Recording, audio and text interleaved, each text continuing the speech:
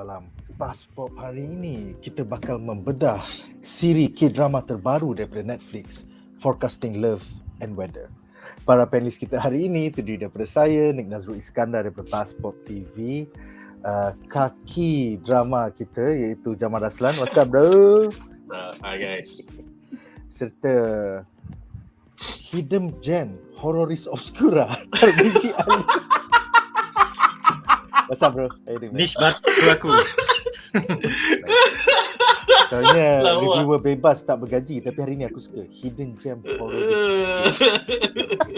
That's one. Alright, aku rasa ada masalah sikit dengan connection kau, tapi hopefully kalau ada apa-apa masalah kau keluar, kau masuk balik. Ya. Yeah. Okay, usual dia apa bila aku naik atas ni memang dia lagging sikit. Aku tak tahu kenapa. Ke sebenarnya bila kau naik atas, kita orang yang kat bawah ni, yang marhain ni yang tak boleh match up. Sebab tu ramai kaki drama menunggu kita punya pendapat tentang K-drama. So jom kita mulakan pembedahan malam ini dengan reaksi satu ayat. Sila. Alright guys, kalau ini first time korang join BuzzPOP bedah, basically format kita adalah kita mulakan pembedahan setiap malam dengan reaksi satu ayat. Kemudian kita bincangkan 3 plot menarik untuk episod minggu ini, and then kita habiskan dengan harapan kami bagi episod minggu depan. So kita mulakan pembedahan malam ini dengan reaksi satu ayat. Reaksi aku adalah Forecasting Love and Weather, sebuah K-drama yang lain daripada yang lain. Vibe dia semacam gitu. I particularly like dia punya shot tu, cara dia gerak kamera dia tu. Fuck, macam Wes Anderson tu. Aku tak tahu pasal, tapi dia banyak center. Cara dia gubah. So, apakah reaksi satu ayat anda terhadap 2 episod pertama Forecasting Love and Weather di Netflix? Kita mulakan dengan kaki drama kita iaitu Jamal Raslan, silakan. Okay, sebagai seorang yang menonton What's Wrong with Secretary Kim 2 tahun lepas, okay, it's a very nice series. It's not the best, it's not the most realistic. Just take it as a very light-hearted, heartwarming slice of life / rom-com. Aku nak tengok PMY. So kalau korang kat Reddit, korang type, okay, the name of the female lead is PMY lah, Pak Min Young, kan, Pak Min Young. So semua kita orang, aku suka Pak Min Young dalam cerita tu, not because the character was great or realistic. I think she fitted the role fitted her. And then dia ada lagi satu siri yang sebelum tu yang apparently ramai orang lagi suka, which is dia kerja kat gallery lah selaku. So dia serius lah, dia macam art gallery punya assistant, gallery owner punya curator punya assistant, tapi dia ada alter ego, which is dia jadi mak boy band. So dia macam dia bela, dia fanboy kepada this particular boy band, and she devotes her personal life to that. So dia punya working life dengan boss dia punya personal life dengan boy band ni saja. So it's a very cute story. It's a real story that is very relevant to a lot of Korean people. So when she was up for this series, aku sangat-sangat look forward lah. So based on the first 2 episodes, dia opposite Song Kang, which is the actor, the male lead yang berlakon dalam Navilera, which is a brilliant series, one of the best K-dramas on Netflix last year. Korang kena tengok pasal pakcik tua yang tak sedar tak tahu dia ada Alzheimer, dan dia nak belajar ballet, sebab itu impian dia daripada dia muda, tapi dia kena jadi postman sebab family dia miskin. Wow. So bila semua orang, semua anak dia dah besar, dia macam, aku nak buat apa dengan hidup aku ni aku nak nari ballet lah. That's it. That was how it started. Wow. So macam aku betul-betul nak buat. So Song Kang was the ballet dancer that he learned from. And Song Kang ni, the ballet punya karakter adalah macam, dia adalah ballet dancer yang tak masuk sekolah tapi cukup berbakat. So dia punya cikgu macam, aku devote time, aku ajar kau, tapi kau kena ikut cakap aku. Tapi budak ni macam, tak boleh, aku nak kena kerja. Aku nak kerja part time, nak jaga family aku, nak ni. So macam everybody had their stories. So tapi everybody came together to have this pakcik. So these 2 leads are very interesting because you don't necessarily see them together. Like the leads in yang cerita famous tu, falling in love. Crash Landing on You. Crash Landing on You tu. The leads memang kau boleh bayangkan. So 2 ni you don't see that. especially when the female actress is older than the male actress. Pada aku, the male actor tu tak cukup balik tu. Come on man, have some body hair bro. Have some body hair please. Bro, that's how Korean young adults or mid-20s, early mid-20 kids guys look like. That's how pristine morning they after are. tu pelik tu. Morning after tu aku macam Morning after tu lawak sial. Shit, boleh tak? Lawak gila. Kita akan bincang lagi lah. Yeah, it's I think this series is great because dia tak buat benda ni serious, cuma the setting is a serious punya setting, but the characters are very real and humorous in their own way. Jadi kau rasa benda ni heartwarming dan ringan, tapi bukan sebab ringan benda ni tak serious. It's just ringan because it's real. You know people like this exist. Of course lah, ni acting, so ada ni drama. So I like it. It's very very promising, sangat-sangat promising. Dan pacing dia interesting sebab at the end of second episode terus ada macam what? Yes. So macam kita akan bincangkan nanti. Kita akan bincangkan. So yeah, I'm liking it a lot so far, and I hope they won't fuck it up. Writer tak gaduh dengan producer, tak gaduh dengan station. Tolong jangan please. Tolong okay, jangan macam startup. Aku benci. Ya, aku mengharapkan ini sama bagus atau lebih bagus daripada Hometown Cha-Cha-Cha. Please. Yes, aku tak suka dia punya ending. Agak downer. But yes, aku faham apa yang kau maksudkan ya. Tarmizi, reaksi satu ayat untuk siri K-drama Forecasting Love and Weather. Silakan. Okay. Kepada sesiapa yang biasa pergi dekat satu website ni, nama dia tvtropes.org. So dia membincangkan benda-benda yang dia macam kalau mudah nak faham, benda-benda klise, benda-benda yang biasa keluar daripada media, movie, TV, apa semua. So dia ada satu tropes dipanggil it's exactly what it says on the tin.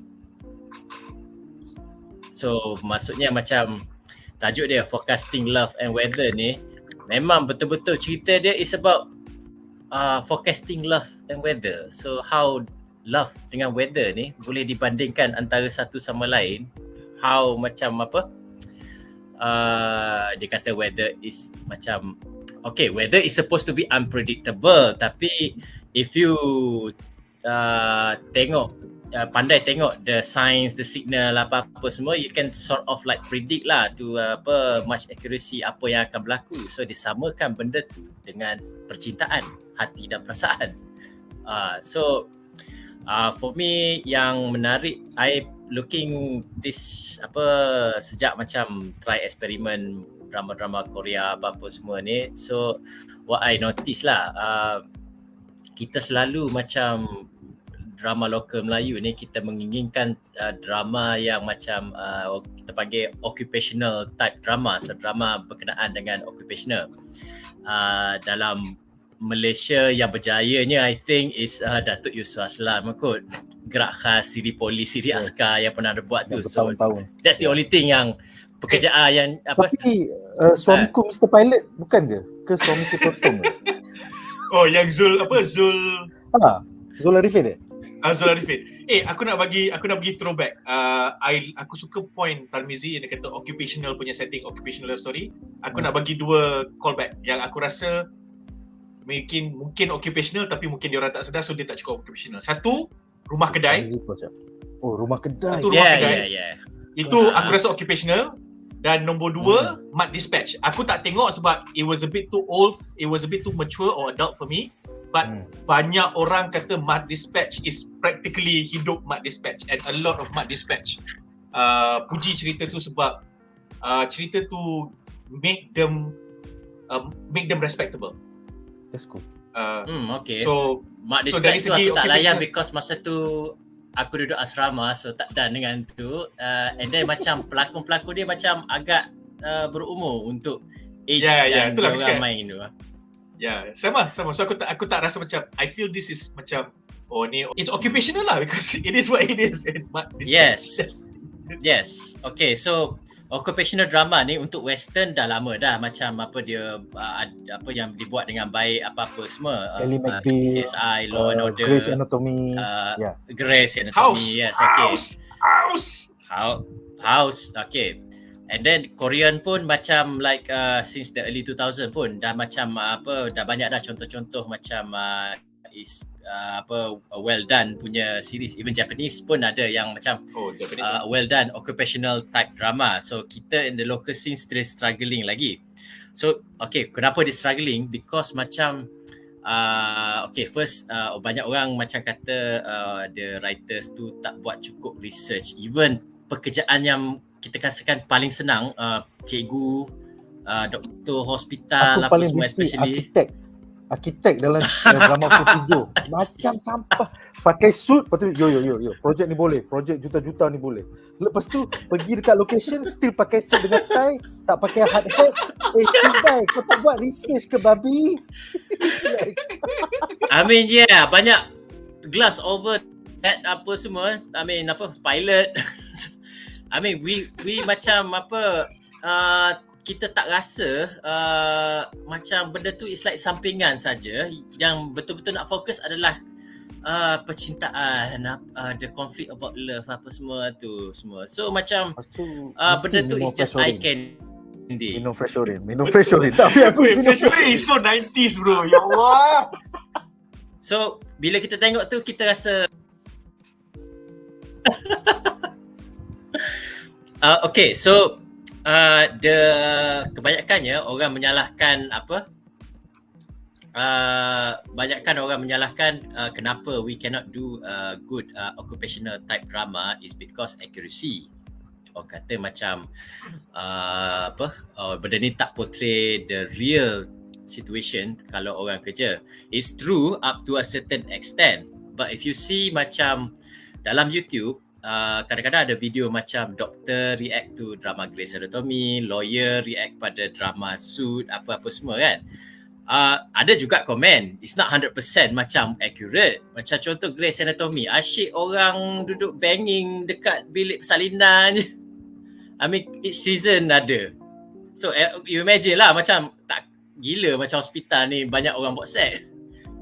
So okay, tu satu. Tapi yang keduanya, yang banyak orang tak sedar is how setting pekerjaan tu nak dijadikan konflik yang akan influence the inner conflict of the character. So macam gerak khas can get away with it because macam dia can be if it's a bad occupational type drama, but it can be a good action drama sebab polis buat cerita benar, banyak benda menarik yang kau boleh buat cerita.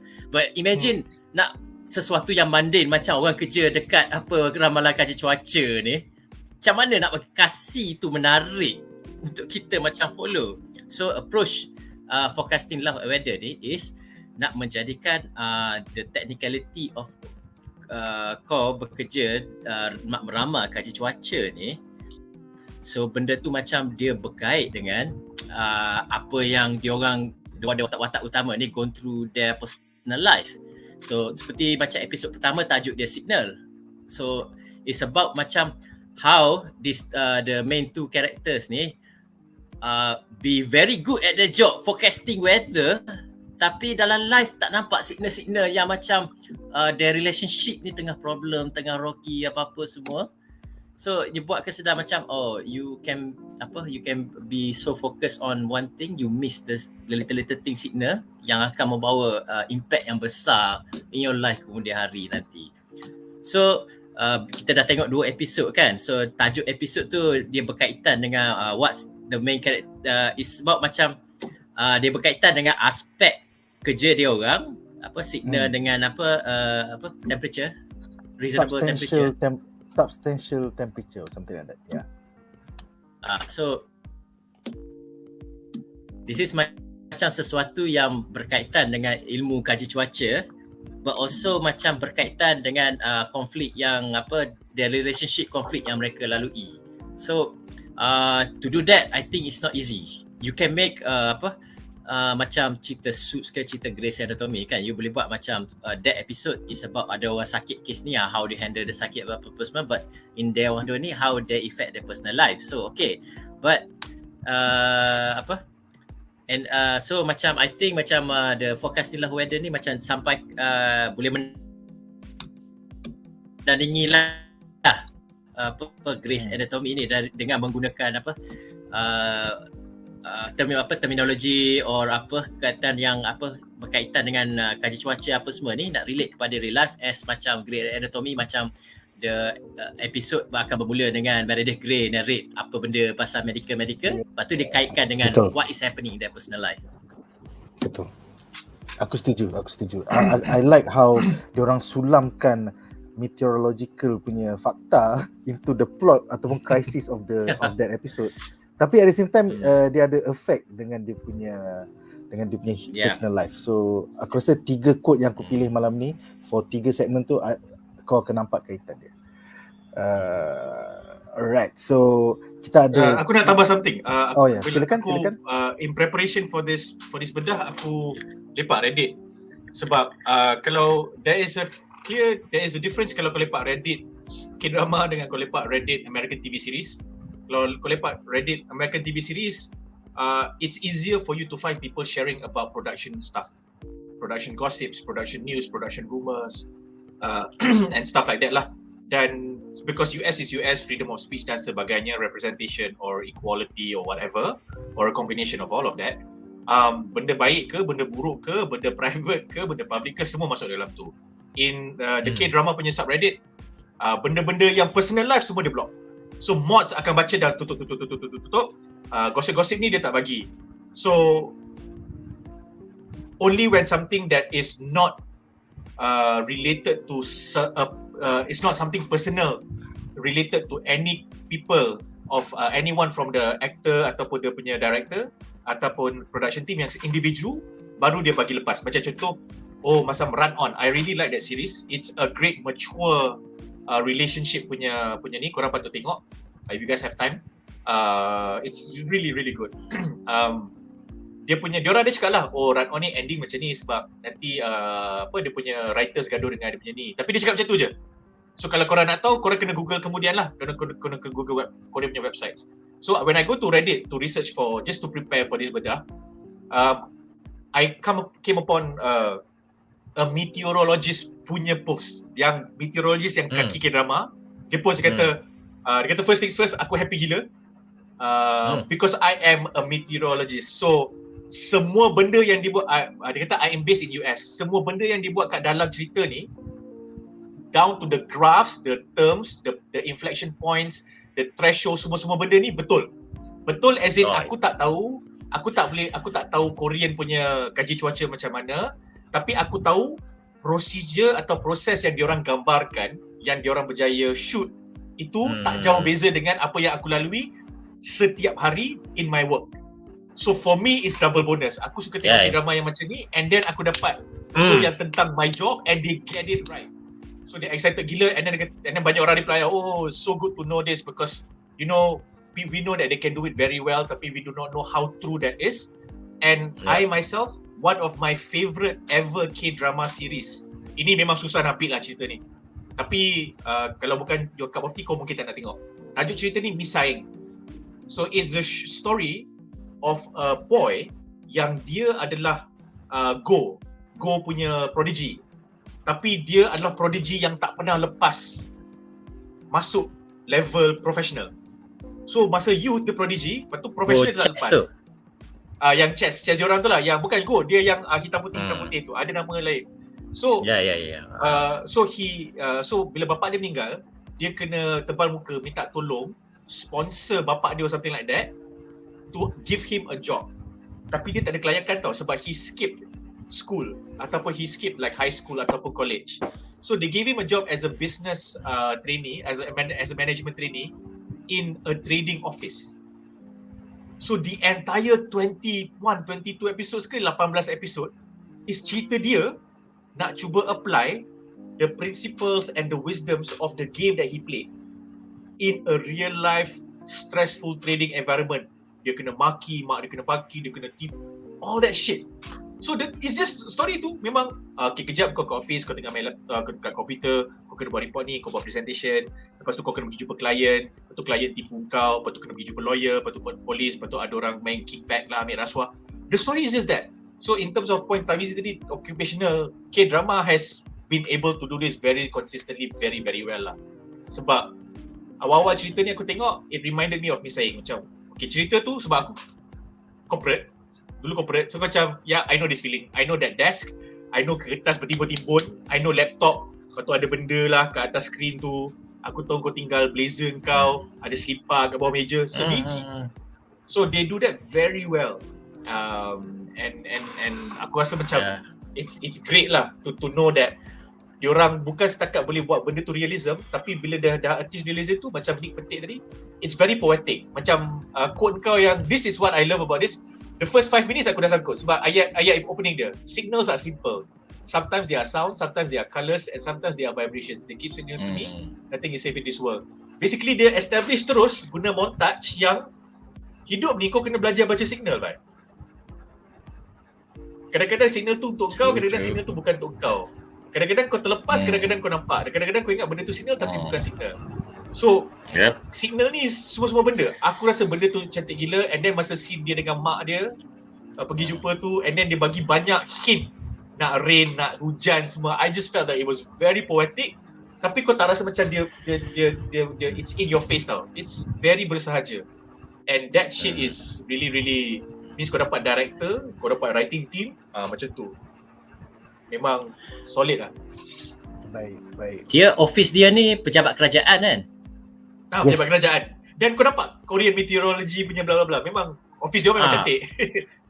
Yeah, I mean like biasanya kan bila nak portray corporate kan, you always like just ada one boss, one CEO, ada PA, and then the rest of the pekerja lah. But betul. Dunia corporate actually complex, and then if you go to government punya jabatan lagilah complex. Orang tu report pada orang ni, report orang ni, and then the other departments kan.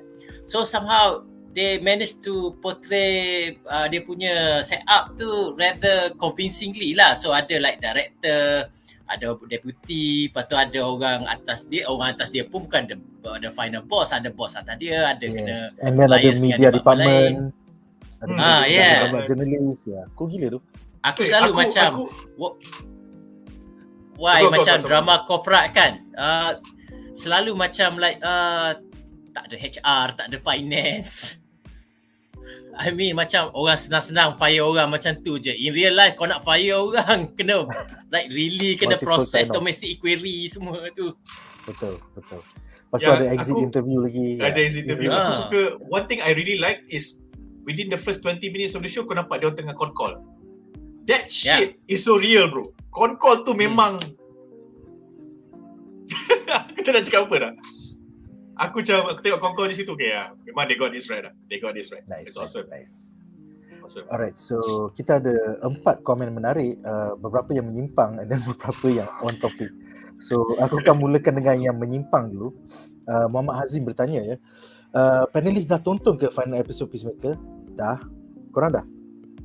Dah, aku dah. 50%. Aku laju. Aku nak join benda ni dulu, so lepas ni baru sambung balik. Best. So, kita tak boleh spoilkan untuk untuk Tarmizi, but yes, pagi tadi James Gunn pada pukul 3 pagi telah mengesahkan bahawa season 2 untuk Peacemaker bakal dibuatkan di HBO Max nanti. So nantikan, dia ada banyak projek lagi. I think he's gonna do a Suicide Squad spin-off dulu sebelum dia buatkan Peacemaker season 2. So and then right now he is shooting Guardians of the Galaxy 3. So Mamat ni memang busy. Kita tunggulah dalam setahun 2 tahun lagi maybe sampailah season 2.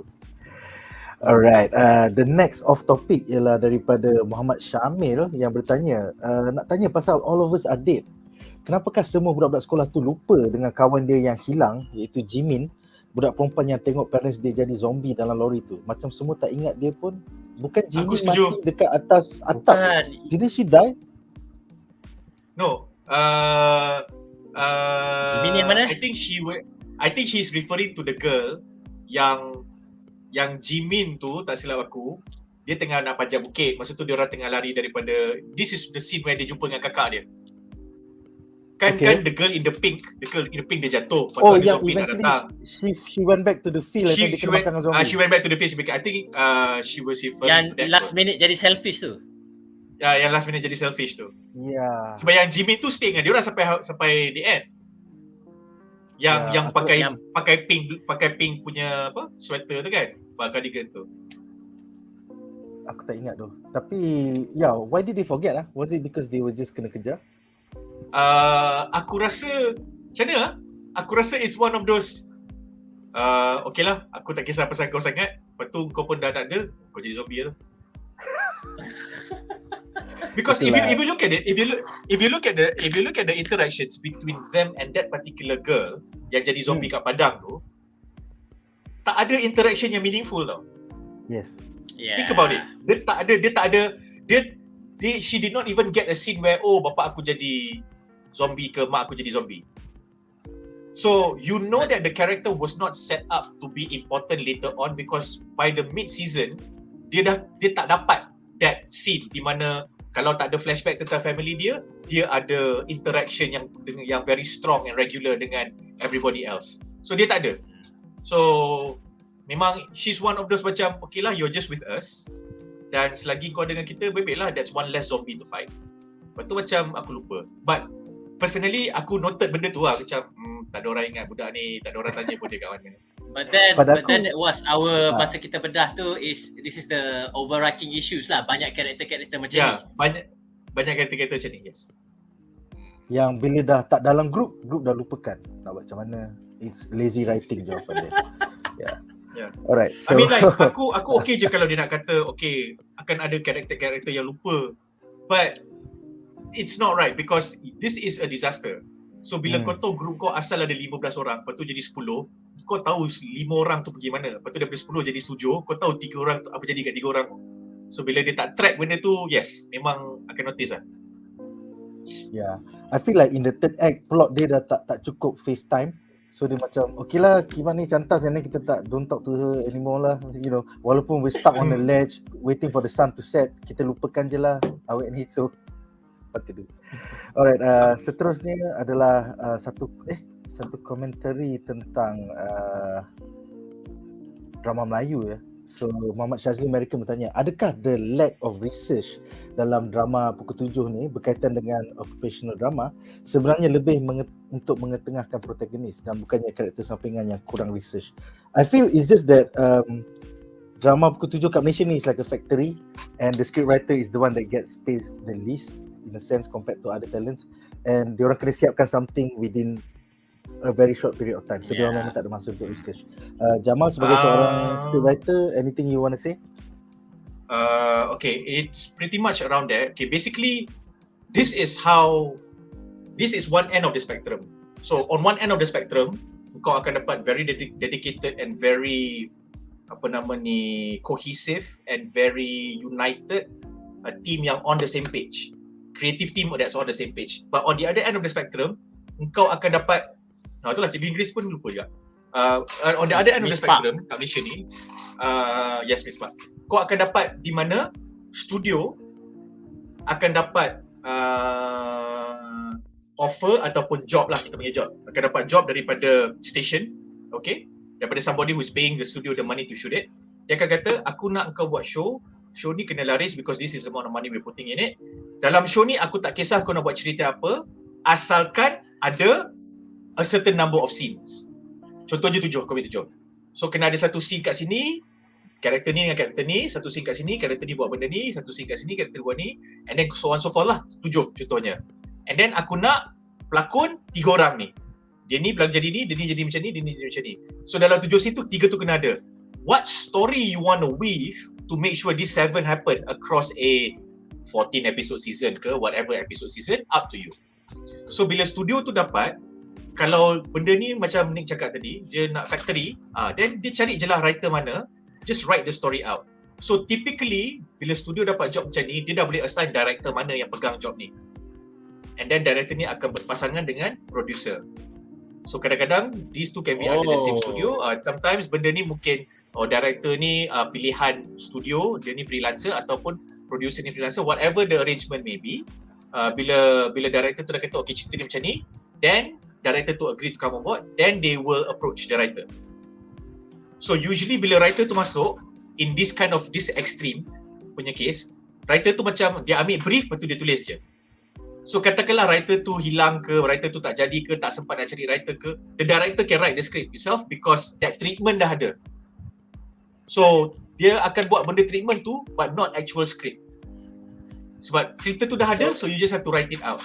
So it can be this. So banyak script writer yang tolong buat cerita-cerita ni because yalah benda tu side income atau income diorang jadi ghost writer lah. They may or may not want to put their real So name that's there. why macam aku tengok yang macam macam scene yang typical akan ada drama Melayu is scene wedding, scene hospital, scene turun makan breakfast. Yes. Itu wajib. Menjerit masa makan, yang tu kena ada juga. Buat Scene breakfast tu kalau wajib sebab dia dah tunjuk karakter family. the love interest akan jumpa. Okay. Scene bapak baca surat khabar, turun tangga. Betul. Dan scene meet cute yang selalu akan jumpa kelanggar kereta ke accident ke mana-mana, and then lelaki tu akan maki perempuan tu. Tapi how about drama yang unconventional macam Project Anchor or Keluarga Iskandar? Okay, it's based on studio. Meaning studio ataupun network tu buat. So kalau macam Redcom is big enough to produce their own stuff and then sell it to the likes of Astro or TV3 or whatever buyers yang ada. Baik. So they can do that on their own because they themselves is a big enough production studio, they can do their own films. Biasanya diorang tak ada duit sangat lah. So they have to pick and choose lah. So katakanlah dalam setahun diorang ada 50 projek. 30 projek tu memang projek untuk komersial lah. Cari makan. And then the remaining 20 tu, 10 memang unique project seperti untuk Astro ke apa benda ke. And then that 10 is passion lah. Diorang memang macam, okay kita nak kerja dengan writer ni, kita nak kerja dengan director ni, atau ni cerita yang kita orang dah peram selama 6 tahun. So dia akan ada benda-benda tu. So it's a mixture of everything because you kind of need these commercial jobs to pay your bills. Yes. Dia macam and to make sure that your studio is running. Dia akan buat satu filem untuk diri dia sendiri, Inception. Betul. Yang lagi 3 filem untuk Warner Bros. Kau ambil lah. Kau nak Batman. Tapi Inception aku dapat, Interstellar aku dapat, Tenet aku dapat. So macam tu lah. 1 for yourself, 3 for the studio. Okay, soalan seterusnya. Soalan seterusnya daripada Muhammad Hazim. Soalan untuk Jamal. Adakah pemilihan pelakon IG dan pengarah ditentukan oleh stesen TV atau studio? Silakan. Dua-dua. Bergantung kepada that particular project. TV ataupun filem, it doesn't matter. TV, filem, telemovie, it doesn't matter. Series travelog apa benda, it doesn't matter. Kalau tengok siapa owner benda tu, katakanlah rancangan tu ataupun show tu ataupun filem tu adalah show atau filem hak milik stesen, dan typically stesen akan pilih.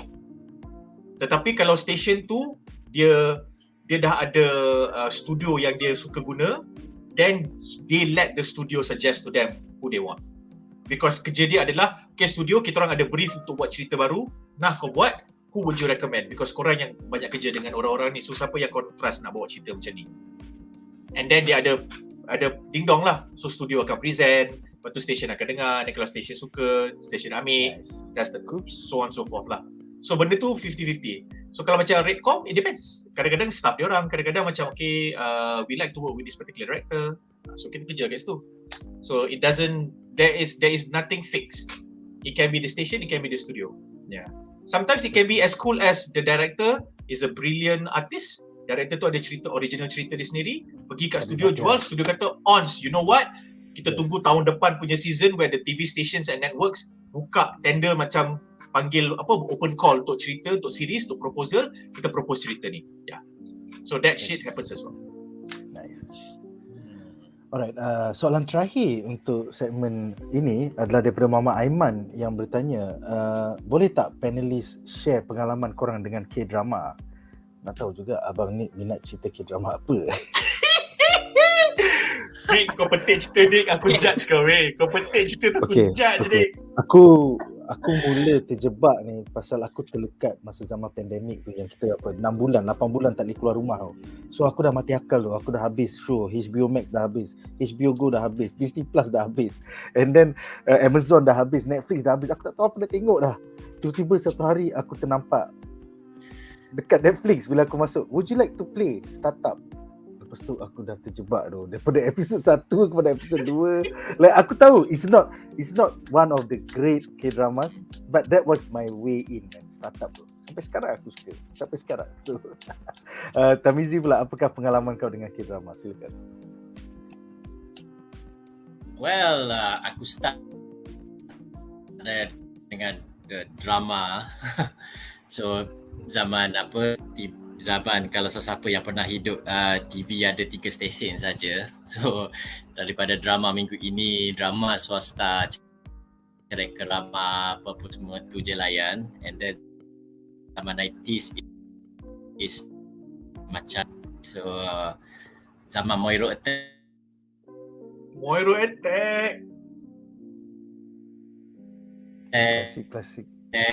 Klasik. Oh, by the way, Tarmizi, connection kau agak laggy. Aku rasa kau kena keluar, masuk balik. Zaman drama ninja, zaman samurai malam-malam, akan tarik. Nice. Klasik tu. Klasik gila. And then like the yang keluar drama K-drama Winter Sonata, ya. Oh, I think Winter Sonata was the beginning for a lot of people. 20 years ago kan? Gila babi tu. Nampaknya Tarmizi sudah ditelan oleh demon K-drama. So kita nantikan Tarmizi kembali. Dia dah kena kick out, kita tunggu dia masuk balik. Dan dia continue dia punya jawapan. So nampaknya Tarmizi menunjukkan yang dia diberanakkan pada tahun 70-an ya. Dengan cara-cara jawapan dia tu. Show RTM yang old school tu. Old school gila tu. Cool. Kita tunggu Tarmizi kembali.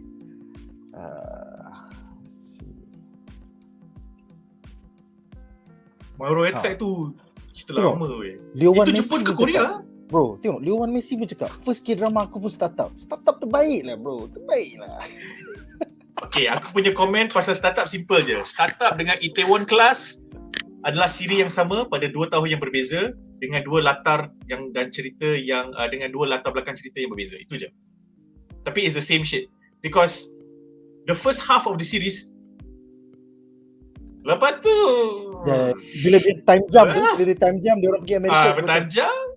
Babi lah. Kenapa second main lead yang menang bukan first main lead? Yang tu aku marah juga. Patut startup. Tak, aku dia end up menang Caca punya hero. Betul. Okay, katakanlah dia menang pun. Menang berhemah sikit. Janganlah menang macam nampak sangat writer dengan studio nak dia menang. Betul lah. Okay, by the way, ya Tarmizi, silakan sambung soalan kau tadi. Silakan. Okay, the first produk Korea ni, aku dulu pun memang tak suka Korea ni, apa benda orang minat K-pop apa semua. Tapi layan jugalah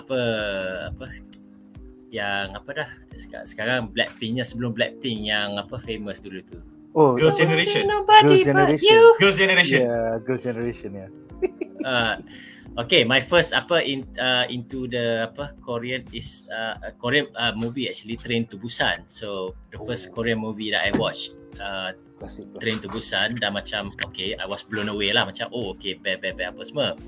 And then lama-lama tu, and then The Kingdom tu datang. So it's about zombie zaman Joseon. So okay, menarik jugalah, get into it. And then sedap lah, Kingdom season 1, season 2, but not I Shit on the North. And then macam sama macam ni is macam kita sekarang macam content banyak and mudah dapati. Bila actually if you like macam suka genre horror, so bila dalam keadaan bila banyak masa kita duduk rumah ni, kita layan sekali dah habis. Sekali konten yang you nak konten yang bagus, nak stimulate your mind, so yes. You terpaksa macam mengembangkan genre or macam tukar bahasa semua tu. So okay, dalam tengah PKP tu I start layan Vincenzo. Terbaik tu Vincenzo. Rugi bahasa cover setiap minggu. Konselet lawak sekali benda tu, bon. Dia tu it's like panjang gila kan episod dia, 40 something apa semua, tapi okay boleh bila you tengok satu episod, okay you nak tengok satu episod lagi, satu episod apa-apa semua. So okay, so sekarang macam mostly it's like apa all of us are dead tu because it's a zombie genre dan macam apa masuk geng-geng korang ni lah yang apa hype kan, so aku pun okay try lah. So yang macam aku tanya dalam group tu apa Jamal punya recommendation on apa Korea try salah satu lah. So start up I cannot get past the first episode. Kau tak sedih ke ayah dia mati pasal nak beli ayam goreng? Si ayah dia mati sedih. No, and personally aku suka pelakon tu. Aku suka pelakon yang jadi ayah dia tu. He's a very nice guy. Dalam tahun startup tu he had that 1.5 years dia banyak series yang best. Si dia mati sedih. Pilot dia menyengat hati tu. Pilot dia menyengat hati. But anyway, silakan. But I start perasan macam apa I mean Korean punya production value ni kan, dia macam if let's say if dia nak tunjukkan sesuatu benda yang baik macam dia tak pernah nampak cantik gila, but if they want to show something gritty macam Parasite, macam benda tu macam gritty gila, macam ada orang boleh hidup bawah tanah, bawah rumah semua ni tandas lagi tinggi daripada lantai. So okay, dia macam memang visual, the imagery tu yang macam menyebabkan drama Korea ni atas sikit pada drama Japan lah. Drama Japan still macam dia fokus more on macam the story, rather the visual tu dia kurang sikit. So sebab tu macam betul. Tengok ada drama Jepun yang still macam guna filter zaman 90s sama early 2000. Tak boleh sikit masa. Dia that magic Disney moment. Maka kalau kau tengok cerita Disney, tiba-tiba snowing, lepas tu tiba-tiba hero dengan heroine tengok each other. Dan lepas tu lighting cantik. Cubai. There's another reason also. It's aesthetics. Japanese drama or Japanese cinema, be it live action atau real life ataupun animated, diorang dah comfortable dengan diorang punya own storytelling and sense of narrative and all that. So diorang tak perlukan apa-apa rujukan, melainkan diorang kena belajar teknik sahaja. Tetapi Korea, semua yang boom yang kita tengok, yang kita puji ni only happen from the 90s onwards now. Because as recent as 1980s, Samsung was nothing. We had a national car way before they did. So that is how fast Korea was. Jadi and one of the things that they did was diorang pilih America as an idol in terms of entertainment lah. So diorang banyak serap itu sebab Netflix. It's not because of the J-drama, it's because of Netflix betul. Because it was commissioned. So Korea banyak pander to the States, not to say to ambil hati diorang, but they are the States is their reference. So bila kita yang dah biasa tengok TV series US ataupun a little bit of UK, bila kita tengok Korea, kita macam I get this vibe. Because it's similar to the US TV series that we watch, tetapi dia punya latar, characterization, props dia semua sangat familiar because it's very Asian. Kan, it's very Asian. Kalau macam aku suka, macam aku cakap dengan orang, cerita Through the Darkness. So Korean punya finesse ni bekerja lah. Dia ada finesse lah. Aku tak boleh brain macam mana it is chunks of time tau. Macam mana TV dia bila satu episod tu 1 jam. Weh, kau ada break untuk iklan ke macam mana ke? Macam UK aku tahu whenever there's a 30-minute show, it breaks 2 times ataupun it breaks 3 times. And then you can feel the break bila dia cut to black. Okay. Fade to black. Itu kau kena tengok station. Kalau macam if you're watching a Netflix punya series yang specially commissioned by Netflix, not just distributed worldwide, globally distributed by Netflix, kau tak nampak dekat mana. Tetapi kalau kau tengok macam series that is commissioned by TV stations lah, macam TVN banyak-banyak, and then the ones that are not really prime time, yang memang drama lah, kau akan nampak banyak scene yang bila dia join, kau nampak satu episod 50 minit, kau akan nampak cuts yang macam ni confirm iklan, because dia punya cutting dan editing tu tak cantik. So you have that lah. But to answer your need, the slot is about 1.5 hours roughly. Gila babi tu. Aku rasa drama Putujung pun tak sampai sejam kot. Drama diorang boleh marathon weh. Diorang memang serius boleh marathon. Epic. They sit through that shit and they enjoy it and dah berjangkit kat kita. And I love the fact that kalau kau lepak start tengok K-drama masa zaman Winter Sonata tu, this is the most common reaction to anybody who watches K-drama at that time. Ni kawan-kawan aku time tu lah. Kau tengok K-drama, sikit-sikit nangis, sikit-sikit nangis, sikit-sikit nangis. Okay, so that was the stereotype. Japan punya drama tak ada stereotype sebab Japan semua orang hipster. Sebab kau akan tengok J-drama kalau boyfriend kau tengok anime. Ataupun kau akan tengok drama sebab kau dah tengok anime. Dia macam tu. So masa tu internet baru meletup kat Malaysia kan. So macam everybody was consuming it a lot. So K-drama at that time macam ini macam nakcik tengok, ni kakak-kakak tengok. Dia tak cakap hipster. Aku tengok, so aku tak nak tengok. So banyak cerita time tu memang very melodramatic lah. So sekarang pula, and that was not the Hanryu wave. The Hanryu wave came a little bit after that. Yes. Bila Hanryu wave tu keluar, with the first few boy bands that made it to the States, baru macam the Korean government decided, okay, we really need to export Korean punya ni, tapi kita kena ambil expertise from luar and kita target US. So, sebab tu banyak show diorang ada US punya aesthetics. Aside from the fact that diorang memang memandang kepada US lah. Because takkan dia nak pandang Jepun. Tak boleh pandang Jepun, nanti gaduh. Dengan Jepun gaduh, dengan China gaduh kan. So, that's it lah. Okay Jamal, so aku dengar rupa-rupanya awek yang membuatkan kau terjebak dalam K-drama ni. So kalau kau boleh cerita sikit, awek kau ke, member je ke atau macam mana? Member yang sangat baik, aku cherish dia, aku sayang dia. Aku tak tahu macam mana dia start. Aku rasa colleagues dia kerja at agency. So at agency aku tahu lah, diorang akan tengok benda-benda, dia akan tengok macam-macam. So dia akan follow trend gila babi dan dia akan tengok benda-benda yang offbeat. So dia baru lepas habis tengok Hotel Del Luna. So dia lepas dia tengah tengok ke macam dah halfway dah habis, dia message aku tiba-tiba out of the blue. Dia kata, you kena tengok K-drama, you kena tengok cerita ni. Kata, alah tak nak tengok K-drama. Aku biasa lah kan, racist sebenarnya. Tak nak K-drama. Dia kata, sebab adik aku layan K-pop daripada tahun 2000. Big Bang dia beli, dia bayar 350-400 nak beli dia punya new CD release semua benda tu. So adik aku macam dah, Abang Jamal tak nak tengok K-drama, Abang Jamal tak nak dengar K-pop. So dah 20 tahun aku macam no, talk to the hand. So member aku seorang ni, you kena tengok cerita ni. So because she's in advertising, she's a fellow writer poet, aku macam layak dengar cakap dia. Aku tengoklah Hotel Del Luna. Aku tengok 2 episod sangkut. Lepas tu sangkut sampai hafal nama, hafal lagu, buka Spotify playlist K-drama. Sampai sekarang aku update. So every series yang aku tengok, aku update list tu dengan lagu-lagu daripada series tu. So Hotel Del Luna, I love it because for me, it is an aspect of what is great about K-drama. Tapi ini hyperbole aku gibang-gibang It's not necessarily true dan orang yang lebih arif daripada aku akan boleh tembak point aku ni. Kau tengok K-drama sama macam Jepun, dia boleh ambil mitologi dia.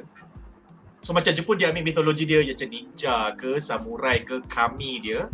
And then dia akan buat cerita around that, using that as the setting. Kau tengok Naruto, ninja, shinobi, tapi ada space power lah, apa benda lah kan. Bleach sama juga, Shinigami. The between the land of the living and the land of the dead. So Korea sama juga, dalam dunia live action dia buat benda sama. So Hotel Del Luna is a story yang ada age old myth atau legend di mana ada seorang ada karakter, the lead karakter ni, kerja dia adalah menjaga hotel. Hotel ni hanya boleh dilihat oleh orang-orang yang akan mati. Dan before they die, they go to the hotel. Wih, gila tu. Tapi dia tak boleh crossover selagi dia ada benda tak settle.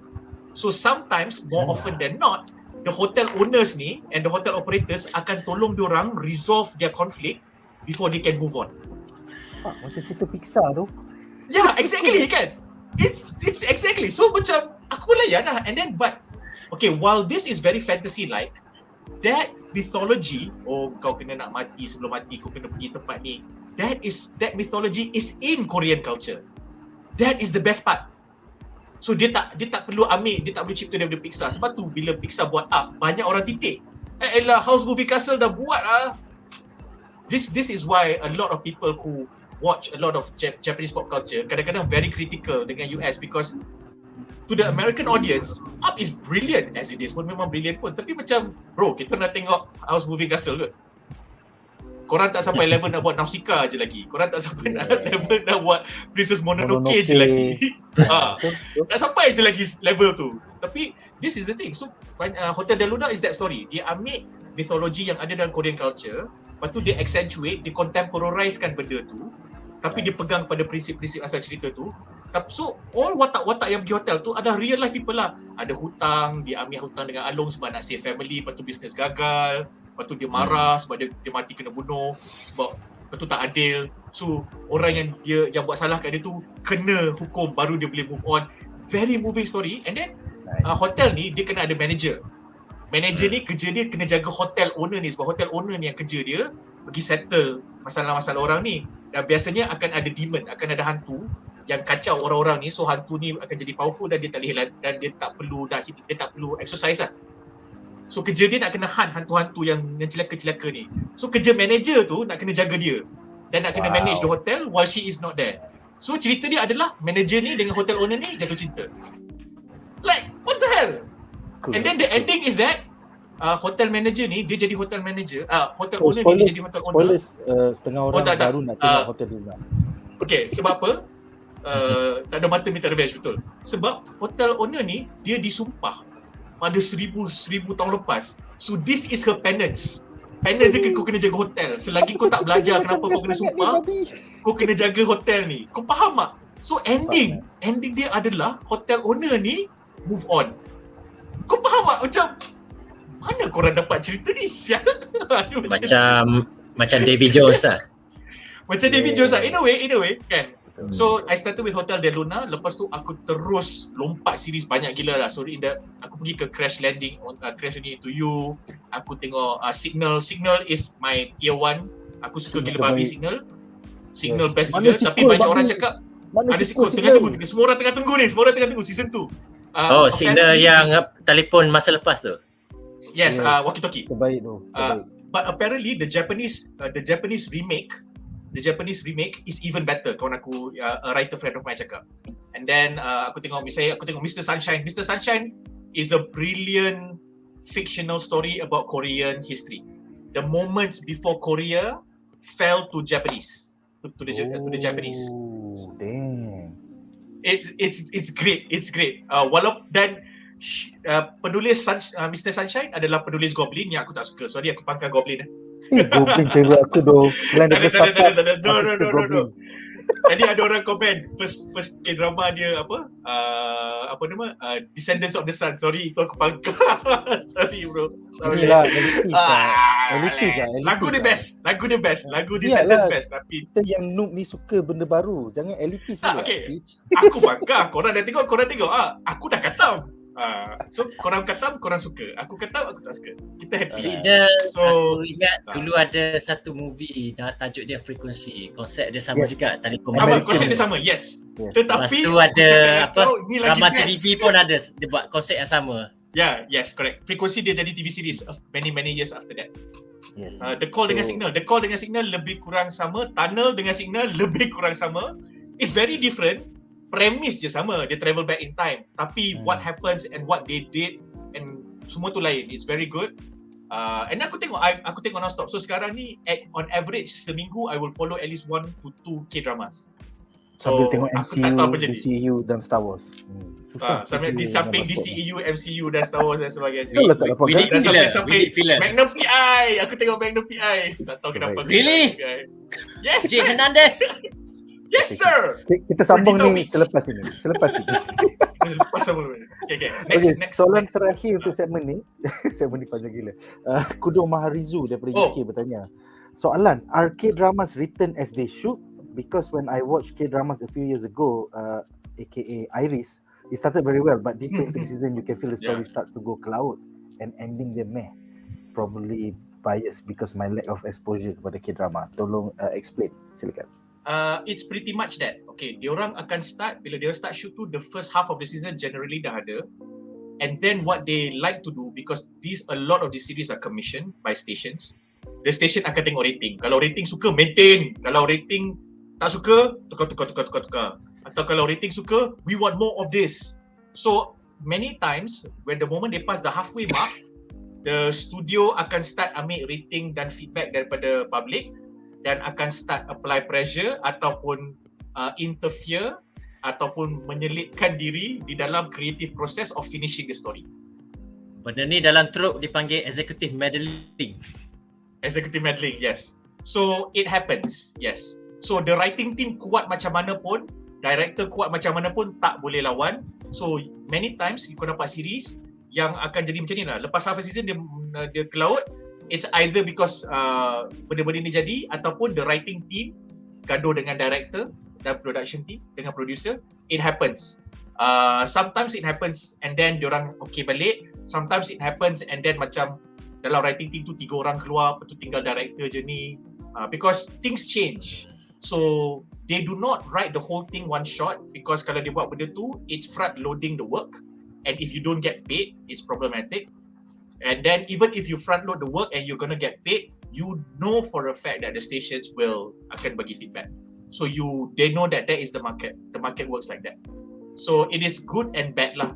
Macam contohnya Uncanny, The Uncanny Counter. It's another great series. Kalau kau suka Bleach, tolonglah tengok Uncanny Counter. Cool gila. Although I prefer Sell Your Haunted House. That was last year. Dia real estate agent yang hanya menjual rumah-rumah berhantu. So dia bila ada orang ada rumah berhantu nak jual, dia beli rumah tu, lepas tu dia exercise dan dia dijual balik. So it's a pretty gila cool tu. Premis gila cool kan? Aku macam gila cool. So anyway, going back to Uncanny Counter, the season was about 16 episodes, roughly like that lah. Dah tak ingat dah. 3 suku cerita season tu, semua orang every week dekat Reddit semua tunggu tengok spoiler. Sepatutnya tak tengok spoiler, tapi tengok spoiler dekat hujung episod. Lepas tu dengar ada gosip gaduh, and then lepas tu dah boleh nampak karakter punya decisions tak consistent, dia tak check back, dia tak tie back dengan benda yang karakter cakap atau buat during the first few episodes, because director dengan ni gaduh. Oh, dah tengok Devil Judge, abang follow sampai habis on the dot. I personally love it a lot.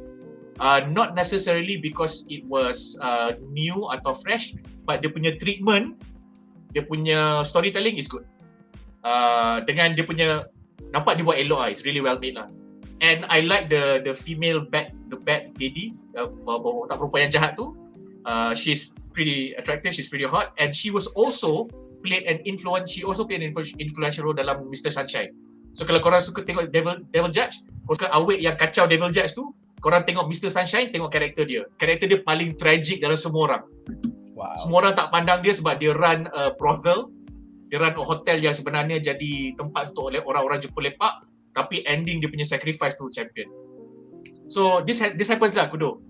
Sayang sangat. Ada series yang writer lawan, writer menang. Macam tak silap aku apa nama ni, there's nothing wrong, it's okay to not be okay, tak silap aku writer lawan.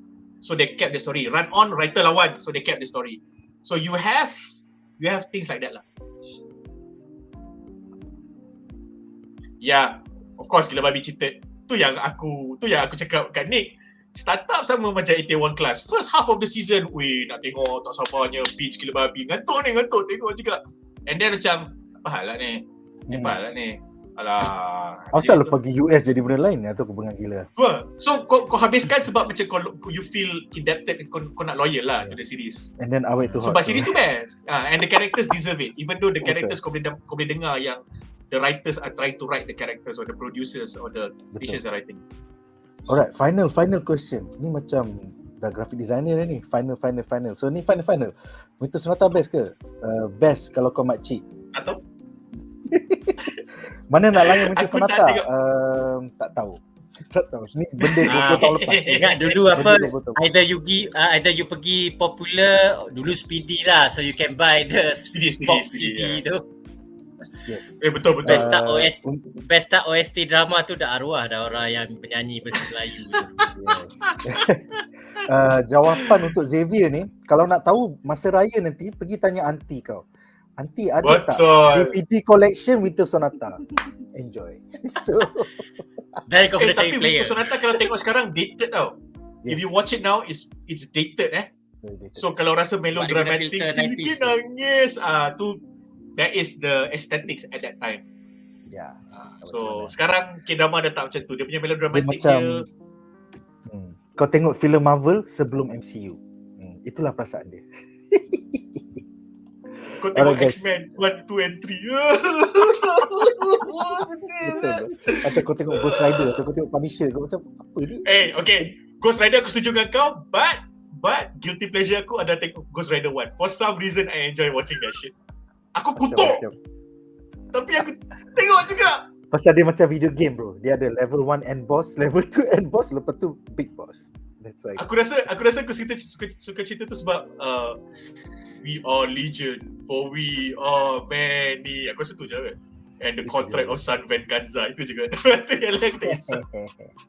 Bukan legend. Nicolas Cage Blackheart. is not Johnny Blaze Nicolas Cage is not Johnny Blaze Blackheart is good. So, rupa-rupanya kita dah sejam ya, just cerita Tu tentang reaksi satu ayat. So, sekarang kita akan go to 3 part menarik daripada We digress. Yes, Love and Weather minggu lepas. Alright. Sini best gila weh. Yes bro, yes. Ni magic dia bermula. Itulah magic dia mula. Korang perasan tak? Sound design dia pun sama. Dia masa dia dah tahu macam nak hujan, betul tiba-tiba lagu tu berubah. Aku macam sialah dia ni. Tu baik. Oh man, so good. Alright, so quote pertama untuk segmen pertama kita ni adalah daripada female lead iaitu Jin Ha-kyung yang mengatakan, signals are simple. Sometimes they are sounds. Sometimes they are colors. And sometimes they are vibrations. They keep signaling to me that nothing is safe in this world. Aku macam sial lah. Tu 5 minit pertama kau dah start dengan benda macam tu, and then kau follow up in the third act bila dia nampak boyfriend dia tengah curang, dia cakap tapi dalam past tense. Signals are simple, sometimes they were sounds, and then sometimes they were colors, and sometimes they were vibrations. Aku macam Kan? So poetic man. Yes, So poetic kan. So dalam segmen ni kita ada 3 soalan untuk soalan pertama untuk semua panelis ya. Aku rasa kita dah cover sikit tadi, tapi apakah pendapat anda tentang topik yang paling mundane di dunia, iaitu the weather, menjadi fokus utama bagi siri K-drama terbaru daripada Netflix, Forecasting Love and Weather. I mean, kalau kau pergi kenduri kahwin and kau tak kenal orang kat meja tu, soalnya kau akan cerita pasal weather. Macam, sekarang panas pasal kau tak kenal kibat tu. So how do they take the most boring shit in the world and then make it the focus of a K-drama? Kita mulakan dengan Jamal. Silakan Jamal, apa pendapat kau? Aku rasa sebab number one, benda tu sebenarnya bukan boring. It's just that it is something that is not easily interesting to the public or to normal average marhain people. It's because aku rasa everything is interesting the moment you understand it. Or rather, a lesser version of that is sebuah pekerjaan interesting the moment you understand it. So the trick here is to understand what makes it interesting, to understand why is it important, why is it significant, and why there are people being paid to do the job. And in the case of meteorologists, they get paid a lot of money. And this is the reason why, because it's really, really important. And that job changes their characters. Jadi, when you want to write stories about characters in these occupations, in these jobs, you kind of have to write about the job as well, the work as well, so that the work does a little bit of work to help tell and flesh out the characters for you, so the characters can show more and tell less. I think that's the key point here lah. Because kalau kau perasan dalam 2 episod ni, you only berapa minit je kau nampak Pak Min Young punya karakter bercakap tentang weather. And bila dia bercakap, is only within her capacity as a deputy director, which means she's making executive decisions. She is not saying benda ni macam ni. Dia bukan expert, dia bukan subject matter expert. Oh, kau kena ikut threshold. Kalau bukan threshold, aku tak nak inform the director. Benda-benda macam tu. Dia bukan macam Song Kang punya karakter yang macam, oh tak, aku dah tengok threshold ni, aku pergi buat research, aku pergi kat teleskop, apa. Tak. So this is a great study. In a great study in like, okay, you take meteorology and then kau ambil satu karakter yang okay fine, dia eye candy, tapi she is more than that. But interestingly, kau tunggu dan kau sabar, sebab bila dia diletakkan di dalam ruang pekerjaan dia memang she fits in there as her role as a deputy director. Dia tak perlu nak tunjuk yang dia tahu benda-benda weather ni, sebab kerja aku deputy director, aku kena buat decision. aku kena buat executive decision. So dia tampilkan benda tu. And then we saw how that affected dia punya boss sampai kena heart attack. Correct, sampai kena heart attack semua. And then yang Songkang punya karakter pula, dia adalah orang yang pengkaji, dia researcher, dia whatever you call it, forecaster. So kerja dia memang kena menelaah benda tu, pergi kaji selidik, and then pergi propose, pergi cakap, pergi inform. So bila diorang dua jumpa, she is in a position where engkau ni punya expertise dalam forecasting to the point that melanggar aku punya prinsip-prinsip kerja aku di mana cara aku buat decision. Tetapi kau punya argument is so compelling, aku kena dengar sebab terang-terang kau tahu apa yang kau cakap ni. So nampak tak? Tapi you don't feel like she was out of her depth. Kenapa? Sebab dia deputy director. Memang kerja dia, aku kena prepare dengan forecast aku punya kerja sebab dia yang forecast, bukan aku. Kan? Kerja dia yang duk baca map tu hari-hari. And so pada you have this writing. Dia tu macam savant tau. Dia tu macam kau tengok Detective Conan atau kau tengok Ya. Macam he cannot explain why, but he knows. Macam he knows. Tapi of course in his defense, dia gila babi effort lah, pergi buka buku lah, pergi teleskop semua, pergi tengok semua benda tu. But yes, he's like a savant lah. He has a feeling because he's very passionate about what he does. And the best part is that diorang punya introduction to each other adalah dia kata, oh kau yang pergi suruh staff aku pergi buat announcement ni. Dan that scene alone is funny. Siapa tell me one film or one TV series, kau jaga aku datang nanti. Lepas tu kata, kau nak datang ke? Okay, aku datang. Dia datang. Tell me which show kau dapat benda tu. Aku tak pernah tengok cerita tu. Dia datang. To the point that the show is meta. This boy asks the boss, agak-agak awet tu nak datang tak? Takkanlah dia nak datang, gila. Fuck, dia sampai. Baru dia isap rokok, dia datang. Oh, saya dah isap rokok dah, saya dah cakap dah dengan dia. Kamu cakap lah dengan dia masuk. Aku macam, they give us that scene yang kau tak pernah dapat. So, and then bila diorang dua gaduh, she is arguing from a rhetorical standpoint sebab dia punya position. He is rationalizing her decision and cakap, tetapi benda ni macam ni, kau mana boleh lawan data. Tapi dua-dua ni kau nampak dia orang tak gaduh kosong. So this is great writing. This is what happens when you understand the work. And then kau faham kerja ni simple je. Kau nak tengok cuaca ni betul ke tidak. Semua orang nak tahu macam mana kau nak tengok cuaca ni. So ada seorang gaduh, cuaca kau tengok macam ni, so cuaca ni akan hujan. Seorang ni gaduh, tapi kalau kau tak ikut prosedur, kalau kau tak ikut proses, kalau kau tak ikut hierarki, mana boleh nanti terjadi hujan. Tapi kenapa bila hujan tu jadi, hujan tu dia link back dengan signal. Yang bestnya bila bunyi guruh, bunyi hujan tu is the metaphor for perasaan hati dia meluruh. So, macam, oh, am I falling for him, or is this my emotions finally flashing out sebab aku tengah uptight, aku nak kahwin tapi macam tak kahwin je, sebab aku tengah rasa fishy dengan aku punya ni. That is beautiful. It's beautifully done. Tapi dia tak put it into your face. So this is, aku tak tahu nak cakap apa. This was brilliant. Dia tak jual apa-apa pun. Dia orang gunakan weather bila character down. Weather. Hujan tu, dia duduk dalam kereta, hujan, dia tengah tengok semua benda kena cancel. Wedding yes, betul. kena cancel. Wedding dress kena cancel. Lepas tu benda tu tengah hujan. So dia macam emosi. Tapi yang bestnya, at the same time dia punya kontra adalah bila dia terdetik dengan Mamat ni pun rintik-rintik hujan-hujan baru nak start. Kau faham tak? Benda tu poetik gila babi tau. And then dia tukar angle, ambil daripada tukar angle, yes. Oh, gila babi tu.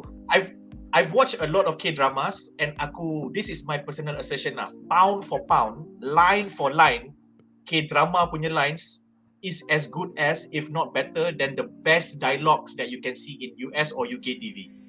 Sebab they are generally very poetic people.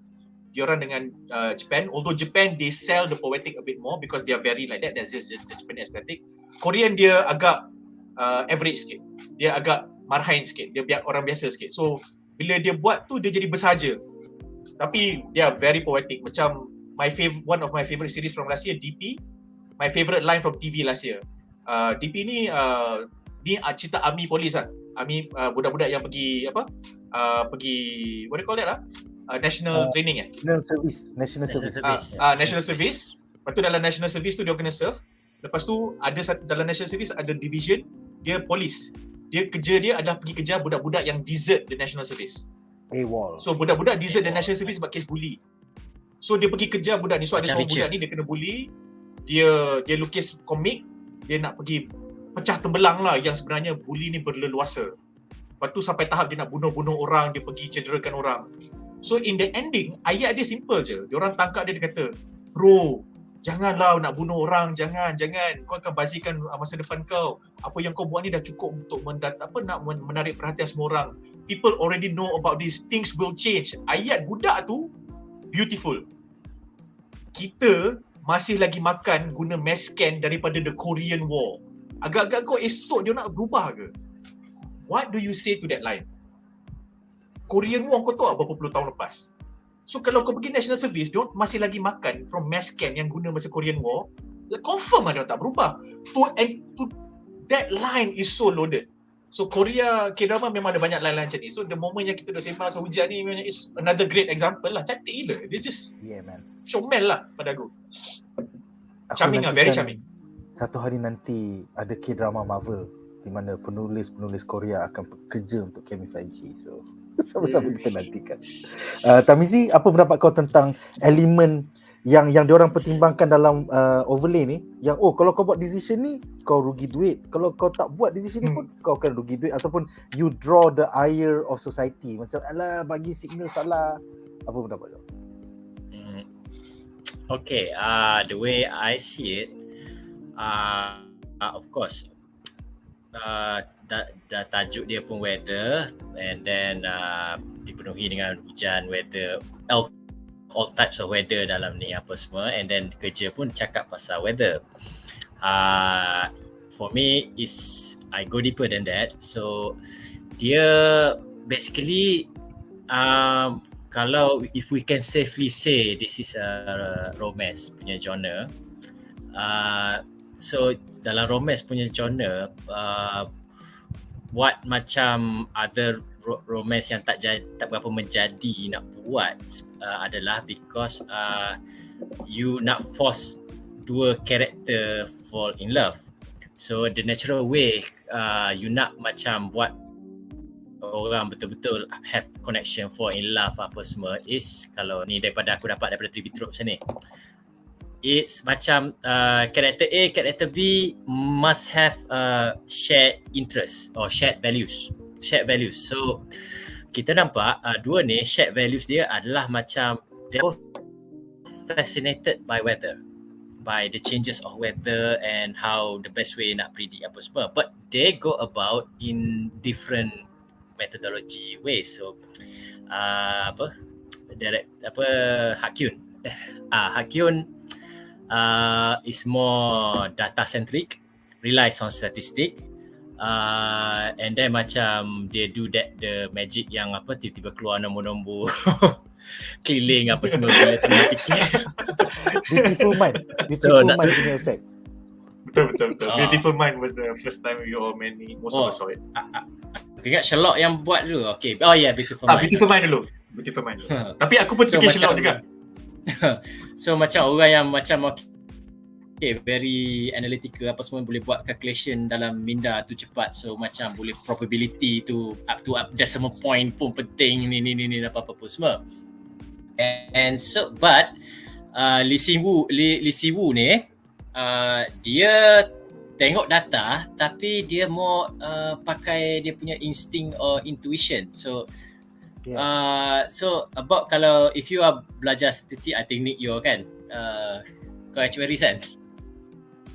Tak, aku lepak dengan budak actuary banyak. Aku budak finance and economics, but I understand, yeah. Okay, so kadang-kadang macam bila aku buat master dulu belajar statistik untuk macam come out dengan thesis, so what I found out is macam data can easily be manipulated or be skewed, yang macam akan menyimpang daripada what is actually being shown. So macam which is macam the first episode is trying to tell us macam kalau kau rely sangat on data tanpa macam actually ada some sort of feeling, gut or intuition kau, sebenarnya benda tu penting juga.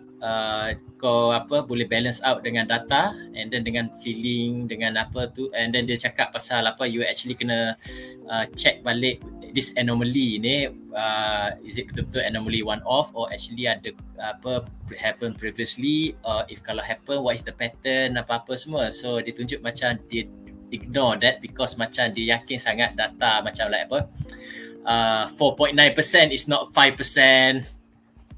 So and then macam apa itulah, so how they macam approach weather forecasting ni is very different way, but but in the same time menunjukkan bahawa diorang very passionate in weather. So bila very passionate weather, macam bila scene macam diorang sebelum diorang bang each other, mabuk-mabuk dekat warung tu. So bila dia bercakap tu macam, oh okay, kau cakap kenapa kau suka kat asshole tu? Sebab dia I don't mind dia perangai macam ni apa-apa semua. I ingat dia proud of me. I macam tu punya dia rasa rendah diri. So macam kau nampak the connection, the chemistry tu macam ada. And then I also like macam dia tak terlalu macam some romance yang nak tunjuk the opposite attracts, selalu gaduh-gaduh tapi kemudian akan sayang apa semua. So ni walaupun berbeza pendapat apa semua, somehow they work well, they gel well apa-apa semua. So I think that's very hard to do. Macam susah orang Find selalu balance. terlepas pandang lah how to balance tu. So this one they get it right lah. Nice. Benda yang last point kau tu Mizi, aku setuju sangat, sebab pada aku Hometown Cha-Cha-Cha is another great example of that. Macam Hometown Cha-Cha-Cha, the female lead, she in many ways is the stereotypical female prejudice blah blah blah blah. Yeah. But dia bukan prejudice kosong. So the moment you get to know her and she gets to know the people she talks to, then dia rationalize benda tu, then she retains her principles, tetapi dia macam okay, aku faham korang macam ni, so okay lah kalau korang macam ni lah, and then dia adapt.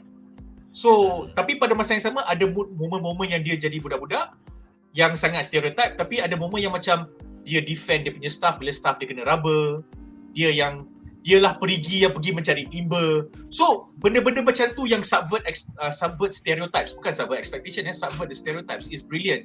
Yang memang banyak pun dalam realiti dalam hidup kita hari-hari ni. Tak kisahlah kau orang Korea ke Malaysia ke, cuma cerita tak tulis benda tu sebab for some reason some people in marketing cakap orang tak percaya benda ni, orang tak nak tengok benda ni. Tu data mana kau dapat ni sial?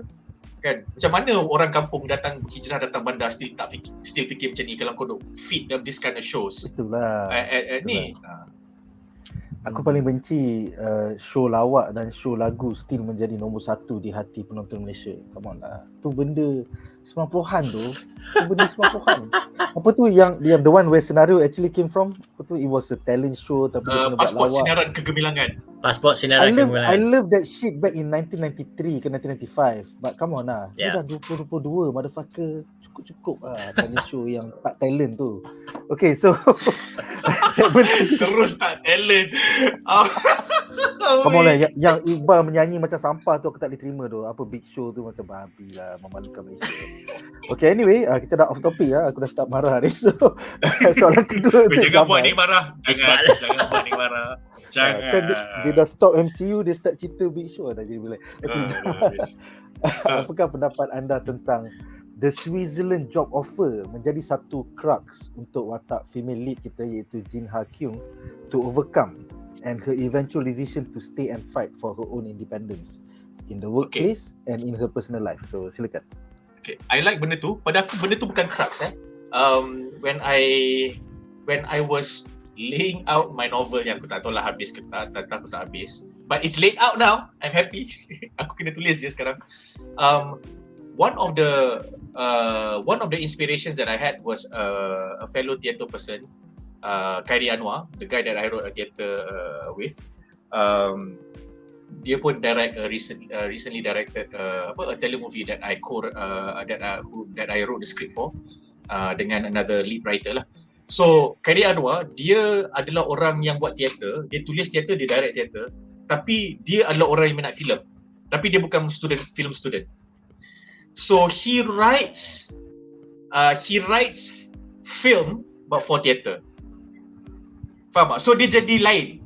Because kalau engkau theater, there are a lot of theater conventions that you follow, especially bila kau dah sayang stage, you grew up and you studied that. Ada banyak conventions ni kau ikut. dan kau akan break the rules bila yang sesuai. But Khairi ni is a guy yang macam, okay, you have the stage, you fill up the stage, you play with the stage. You fill it up with voice, you fill it up with acting, you fill it up with character, you fill it up with lines, you fill it up with story. So dia jenis macam, okay, I can't do film, so what is the medium that I have? Theatre. So I do it that way. So bila dia buat macam tu, bila I was really inspired by that. So when I tried to craft my novel, aku follow lah benda tu. And then masa aku nak try buat apa yang dia buat, aku pergi kat YouTube. Kan aku rasa some of you may follow this channel, Every Frame a Painting. Is a brilliant film channel yang sekarang dia dah tak banyak upload sebab aku rasa dia tengah banyak buat job. So amin for him. He's a film student yang dalam film industry lah. So dia adalah orang yang akan break down films frame by frame. So kalau kau dia nak cakap asal visual, dia boleh, meaning aesthetics and then the visuals lah, the film language. Tapi kalau kau nak dia breakdown pasal cerita, dia boleh. So aku banyak tengok video dia tentang cerita. So dia cakap pasal act 1, act 2, act 3, act 1, 2, 3, 4, 5, lepas tu the arc, story arc semua tu. So aku follow benda tu. Dan bila kau kata crux, which is the Switzerland punya case for PMY to go, the apa nama ni? The Switzerland was not a crux. It was an inciting incident. So dalam setiap plot, kau kena ada inciting incident kau. Yeah. So karakter kau kena ada motivation, and then karakter kau kena ada motivation, then you have to have an inciting incident.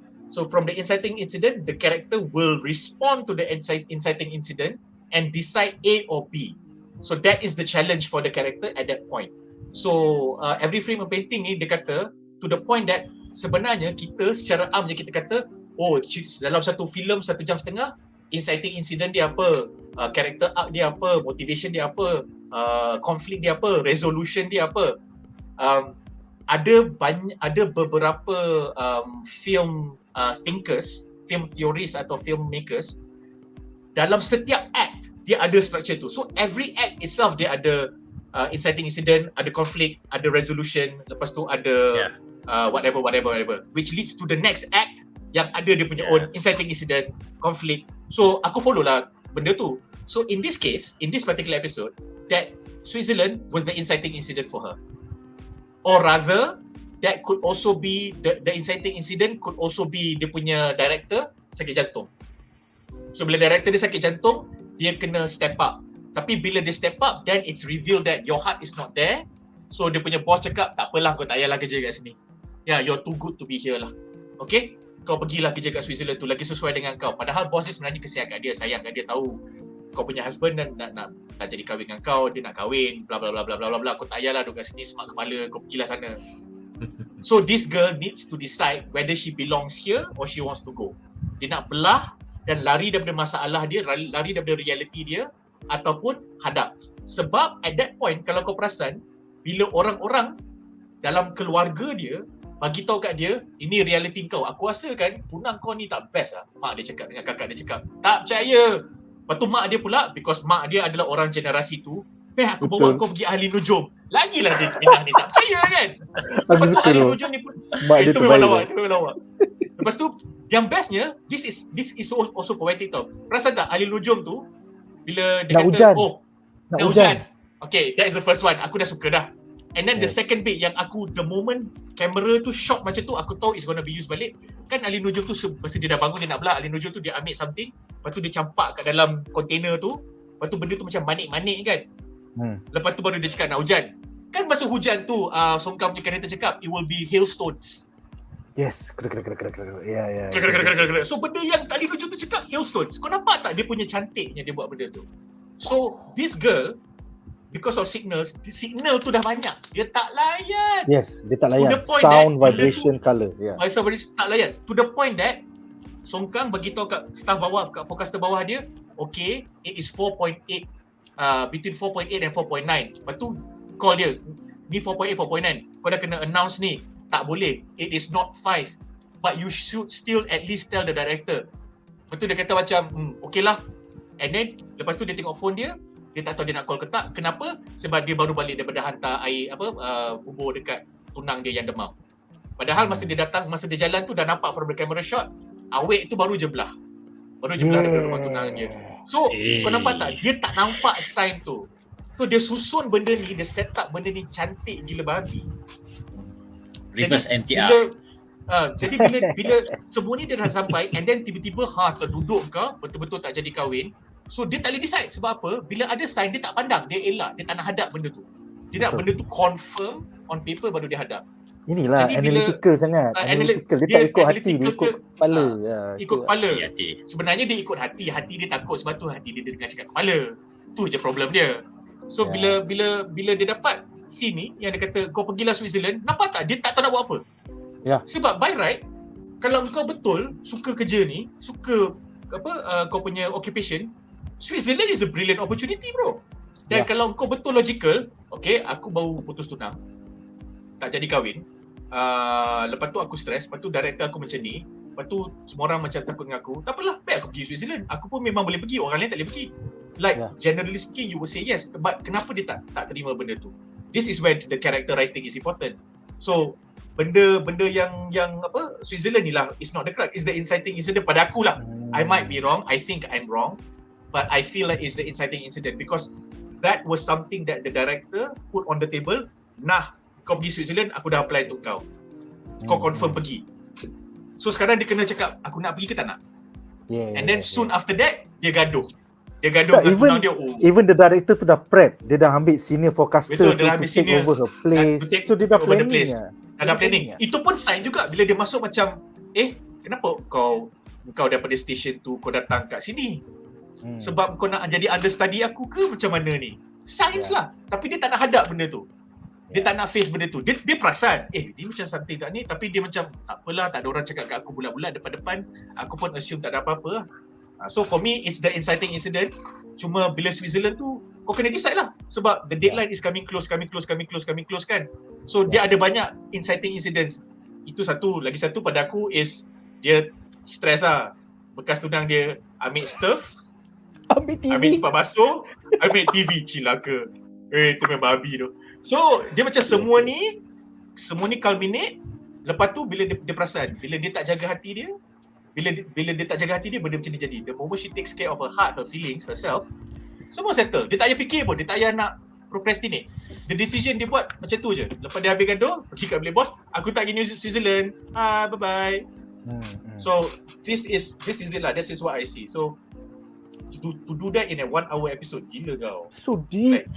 So deep man. Aku macam what the fuck is this man? In a K-drama of all things, bukannya cerita sci-fi ke apa, but it's so deep man.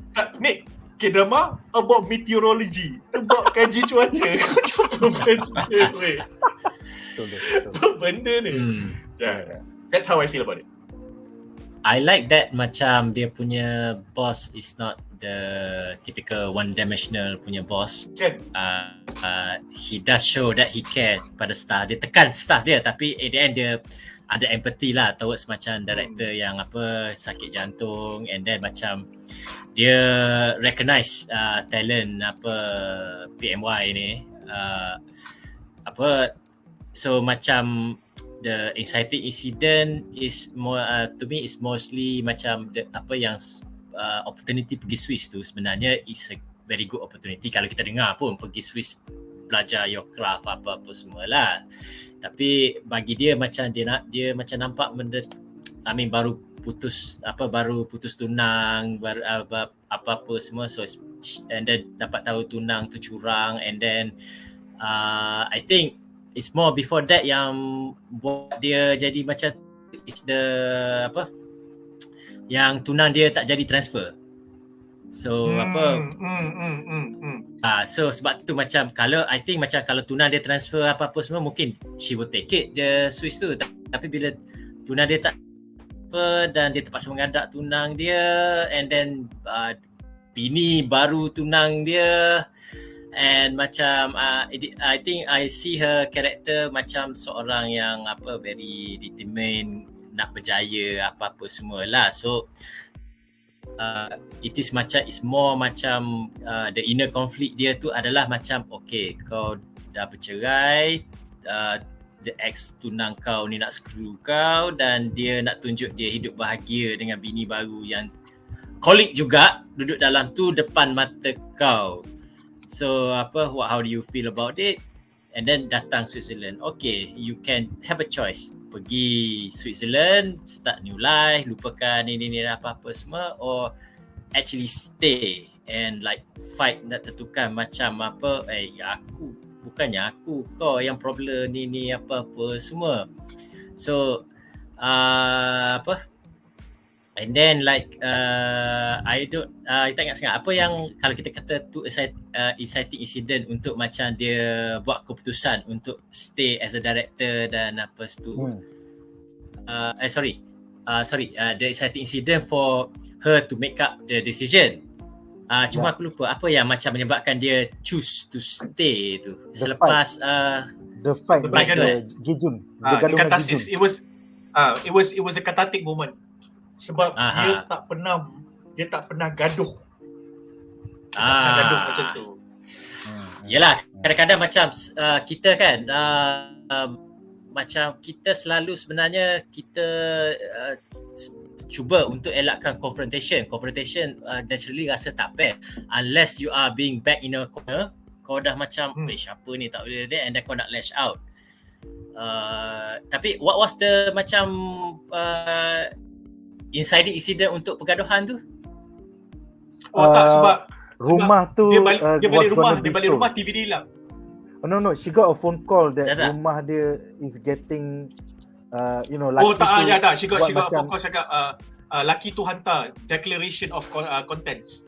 Meaning rumah tu nak kena split. So laki tu declare rumah ni daripada nak pergi lunch dia terus pergi cari mamat tu.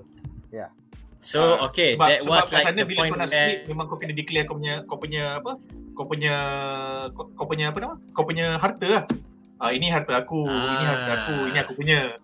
So pada dia macam kau nak berkira sampai macam tu. That is the way macam the lelaki tu dapat bash asshole dia lah. Dia dah dapat bash asshole masa dia sebelum tu macam his hint benda tu tak dapat lagi saya rasa masa tu you are certified asshole. And then betul. Dia fight tu apa semua and then barulah keluar all that kau tak bahagia ke dengan aku? Kau suruh aku tampal dinding, lepas tu kau tinggal aku buat kerja seorang-seorang, aku penat hari aku off day apa-apa semua. Tapi yes, even though aku rasa he's an asshole, tapi macam the point yang dia bring tu agak solid juga. Kadang-kadang macam bila you are in a relationship, your partner suruh you macam suruh tolong dia buat something, you tak apa tapi tolonglah sebab sayang semua, end up yang you kena buat sendiri. So kadang-kadang we are annoyed juga kalau relationship kena macam tu. So I'm assuming that macam dia selalu kena macam tu, menyebabkan macam tak boleh. So aku dalam rasa scene yang gaduh tu aku setuju. Point kau tu aku setuju. Cuma that is not an excuse to cheat. That is an excuse to break up. Yes, that is an excuse to marah. Yes. That is an excuse to do many things, but that is not the excuse to cheat. Sebab there's no excuse to cheat. There's no excuse to cheat. Bro, ini peluang untuk kau break up ni sebenarnya. Break up. Sepatutnya macam dia bawa seperti biasalah, bawa bincang. Anything can be solved, bawa bincang. I mean you cakap you tak suka kalau broke up, okay lah, macam masing-masing have their own maruah, tapi he choose to cheat.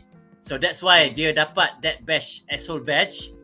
And then dah lah kau cheat, lepas tu kau broke up, kau kahwin apa-apa semua, and kau still nak macam kau rasa kau ada right lagi untuk barang-barang kat rumah tu. Ultimate memang ultimate. Lepas tu dia lupa dia beli TV pula tu. Dia lupa dia cakap harga duit. 2 kali ganda. I mean like Korea, Samsung, LG, tapi kau beli Hisense. Kau beli yang barang overseas, pelik tu, yang pelik gila. Macam itulah. Okay, soalan terakhir untuk segmen ini adalah untuk Tarmizi. Apakah pendapat anda tentang subplot senior forecaster Yeom Dong-han yang macam ada masalah dengan isteri dan anak perempuannya kerana sering outstation for long periods of time? Aku paling sedih dia balik tu, anak dia terus letak headphone, wife dia tengking dia, kenapa abang balik tak beritahu abang nak balik? Aku macam, dia bawa kek kan, lepas tu dia tengok kek tu di tepi, dia macam, dia orang tak happy aku balik tu. Aku sedih tu situ. So silakan Tarmizi. Okay, aku menggelarkan dia ni lelaki bermuka masam. Betul lah. Betul. Okay, setakat 2 episod ni, honestly, I think plot dia ni macam filler-ish. Sebab macam I'm more interested apa yang berlaku on the main character apa semua. Dia macam kebetulan je masa Lee Si Wong telefon that station masa tu, and then dia jawab, and then tiba-tiba he's part of the cast main character semua. Masalah aku tentang plot dia ni macam ni. Aku tak familiar dengan geografi Korea, so aku tak tahu macam cara how far it is daripada bandar Seoul dengan tempat yang dia bekerja.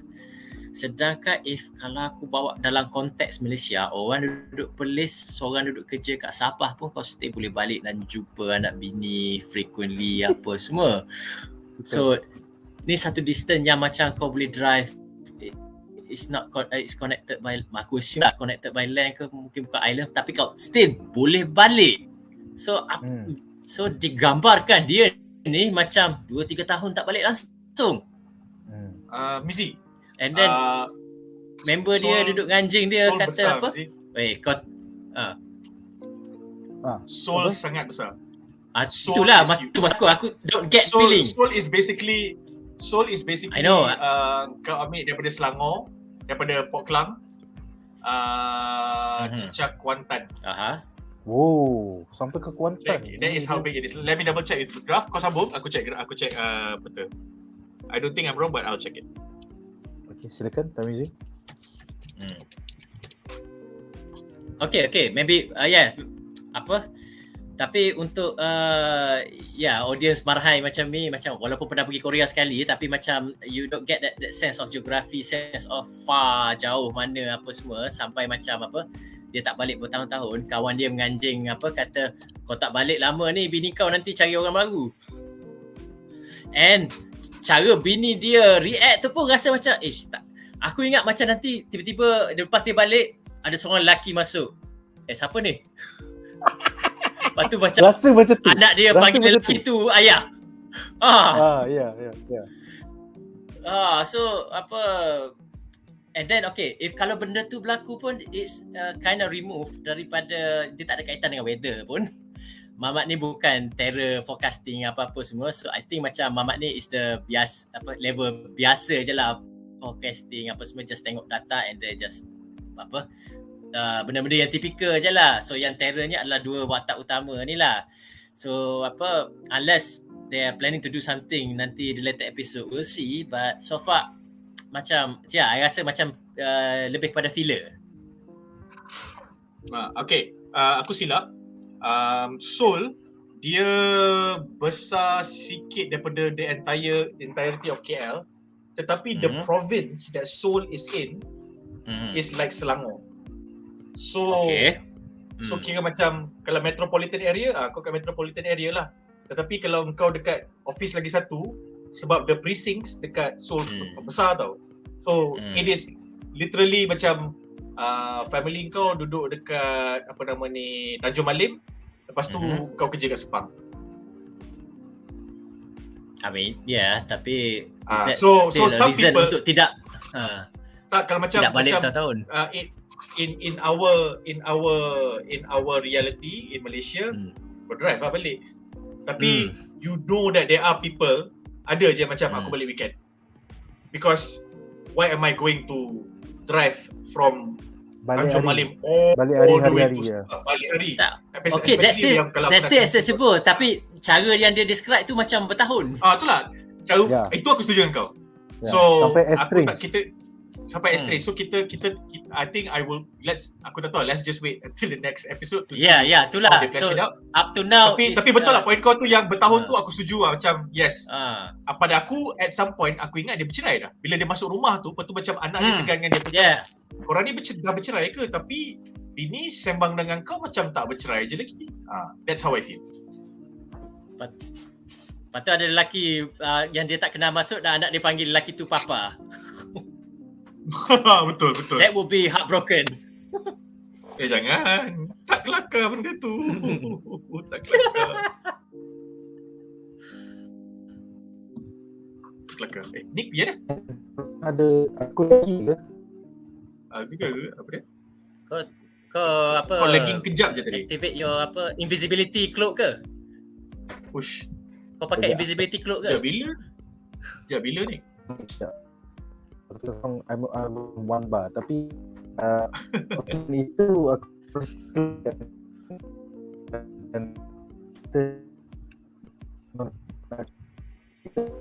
Oh, Nick, kau putus-putus lah, Nick.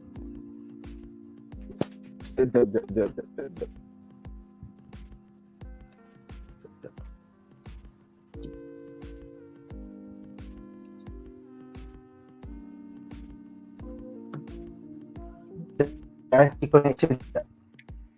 Tu lah, dia putus-putus.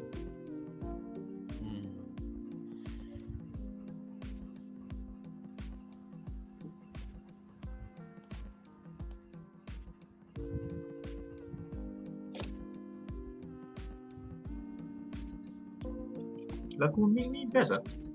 Dia ambil daripada apa nama?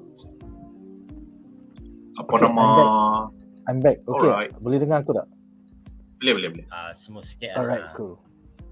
Alright, so dengan itu berakhirlah segmen ini dan kita bakal membincangkan plot menarik kita yang kedua.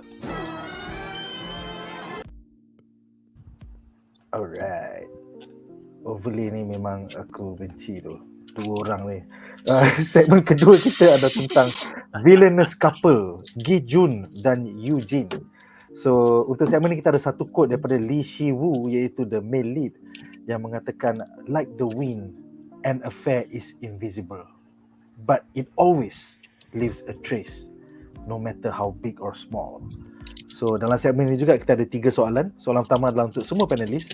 So apakah pendapat anda when it slowly dawn on you bahawa ex-girlfriend Lee Si-woo iaitu the male lead dan ex-boyfriend Jin Ha-kyung the female lead sebenarnya bermain kayu tiga with their respective partners, which eventually led to Ki-joon dan Yoo-jin getting married. Aku macam dia dalam episod 2 tau. Dia macam slow gila. Lepas tu macam sial lah, dia orang ada affair sial. So apakah pendapat untuk penonton di rumah yang tak tahu NTR tu apa, sila explain. Apa? Boleh tak explain? Boleh. Go ahead. 18SX, dah ada parental guidance, dah ada 18 agency. NTR, terminologi Jepun, bermaksud netorare, kadang-kadang di adjust sebagai neotare. Tapi apa abbreviation dia NTR is like dalam bahasa Jepun ia bermaksud kekasih anda dirampas orang lain. So kalau dalam karya-karya dewasa yang sama ada live action or animation, banyak genre ni dipakai ke arah eksplisit. Dalam anime dan dalam drama pun macam ada biasa juga. So biasanya macam macam nak tunjukkan aspek curang lah, macam lebih lagi macam aspek di mana macam you ingat partner you ni happy dengan you semua ni and then suddenly you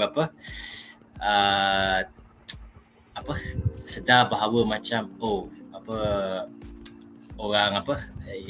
she's actually be with someone else, sama ada macam either is in a relationship or explicitly macam physically being tu. Macam dalam ni lah kita tengok Lee Si-woo punya girlfriend. So yang kata fetish is yes, it's kind of that, but tapi sebenarnya dia tidak eksklusif untuk penggunaan dewasa. Kuko tu is actually macam merujuk kepada siapa yang kena tu. But NTR is actually nak describe the situation where macam pasangan you, girlfriend you rampas oleh orang lain. Kebiasaannya macam mula cara paksa and then macam your punya pasangan tu rasa suka orang lain daripada you. Yes. Betul. Cool. So pendapat kau tentang the revelation, like it gradually, dia macam slowly, dia macam angin, and then it fills up the whole room, and then before you know it, insyaAllah. That's the yang aku describe tadi pasal NTR tu, vibe dia macam ni lah. Kau macam bila kau build up so slowly, macam tak disangka kan. Macam nampak macam kita nampak sign macam Yoo-jin. By the way, aku rasa Yoo-jin lagi lawak daripada Ki-joon. Tak, aku suka lead dia. Pada aku dia lead dia.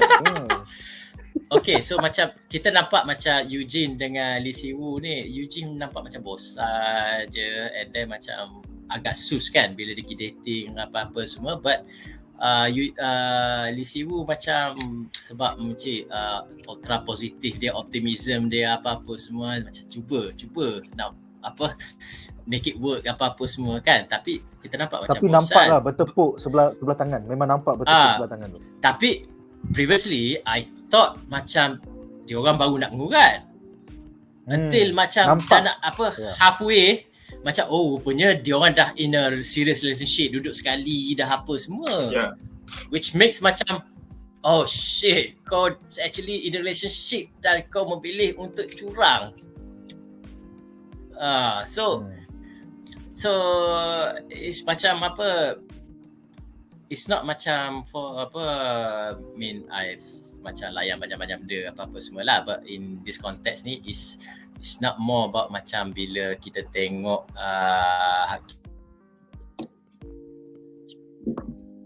which is agak explicit juga for the Korean drama, boleh tunjuk sampai gitu, tapi it's about macam the surprise yang kita dapat, yang macam even dia punya build up awal-awal tu pun so subtle yang kita sendiri pun dismiss. Betul. Kita pun rasa macam nanti kot apa semua ni, tapi macam slowly at the end of the episode really macam actually kau dah kau actually dah buat curang apa-apa semua. Dah affair lah. And then nampak macam the affair ni has been going on for some time, and macam and then dia ada time skip kan, 2 bulan tu kan. Yes. Time skip 2 bulan, tengok macam they are married and they are happily married pula tu. Yes, baru balik honeymoon dan dapat macam bahagia. That's macam tu paling heartbroken lah, if kalau macam you kena NTR, kekasih kena rampas apa semua, and then like diorang kahwin, and then diorang happy, and then diorang dua-dua kerja depan you, satu office hari-hari. Kau nampak diorang tengah sweet lovey-dovey apa semua, and the guy still macam nak minta separuh duit rumah you, ambil TV you apa semua. Dia memang esok gila. Pemenes ya. But yeah, it's macam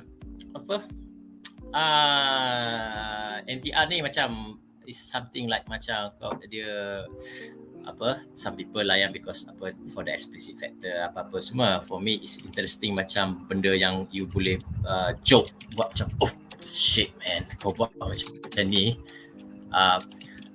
But macam satu benda, ada moment tak akan berjaya if macam kebiasaannya kalau kau nak buat cerita macam ni, kena nak suka rasa time discover curang tu perasaan dia macam mana. Biasanya first kau nak kena build up that relationship tu dulu. Tapi like they build up relationship tu dalam masa like separuh episod gitu kan. Bukannya macam like 3-4 episod, 10 episod kau kena tunjuk dia orang ni bahagia, sekali-sekali curang baru rasa. Ni macam separuh episod saja dia mampu macam tunjuk macam dia orang Sekio ni nak kahwin. Lee Si-woo ni macam tengah to make dia punya girlfriend happy, nak ajak pergi camping, apa-apa semua ni. Sekali that event berlaku. Bak, habis. Okay. Tak, dia okay, one thing that aku rasa nowadays lah, TV dah berjaya, bukan dah berjaya, TV dah mula terapkan sejak about 5 to 10 years ago, and I see this in American TV series. UK dah buat lama dah. UK memang pakar buat benda-benda macam ni, which is indirect or subtle storytelling. So basically, you do not have to show that they are in a relation, that the relationship has been a long time. Sebab kita rasa kita perlu tengok benda tu sebab kita equate tempoh sesebuah hubungan itu adalah sama dengan keeratan ataupun keintiman that relationship. So we equate the length and the period of the relationship to the depth of the relationship. So bila kita tengok filem atau kita tengok TV, kita kena nampak diorang tunjuk kita the duration of them being together for us to then establish, oh diorang ni couple, atau diorang ni husband and wife, atau diorang ni together.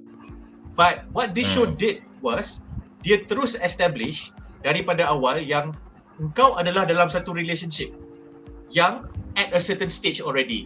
For female lead, kau dah bertunang, tak nak kahwin dah. Okay? Dia nak kahwin dah.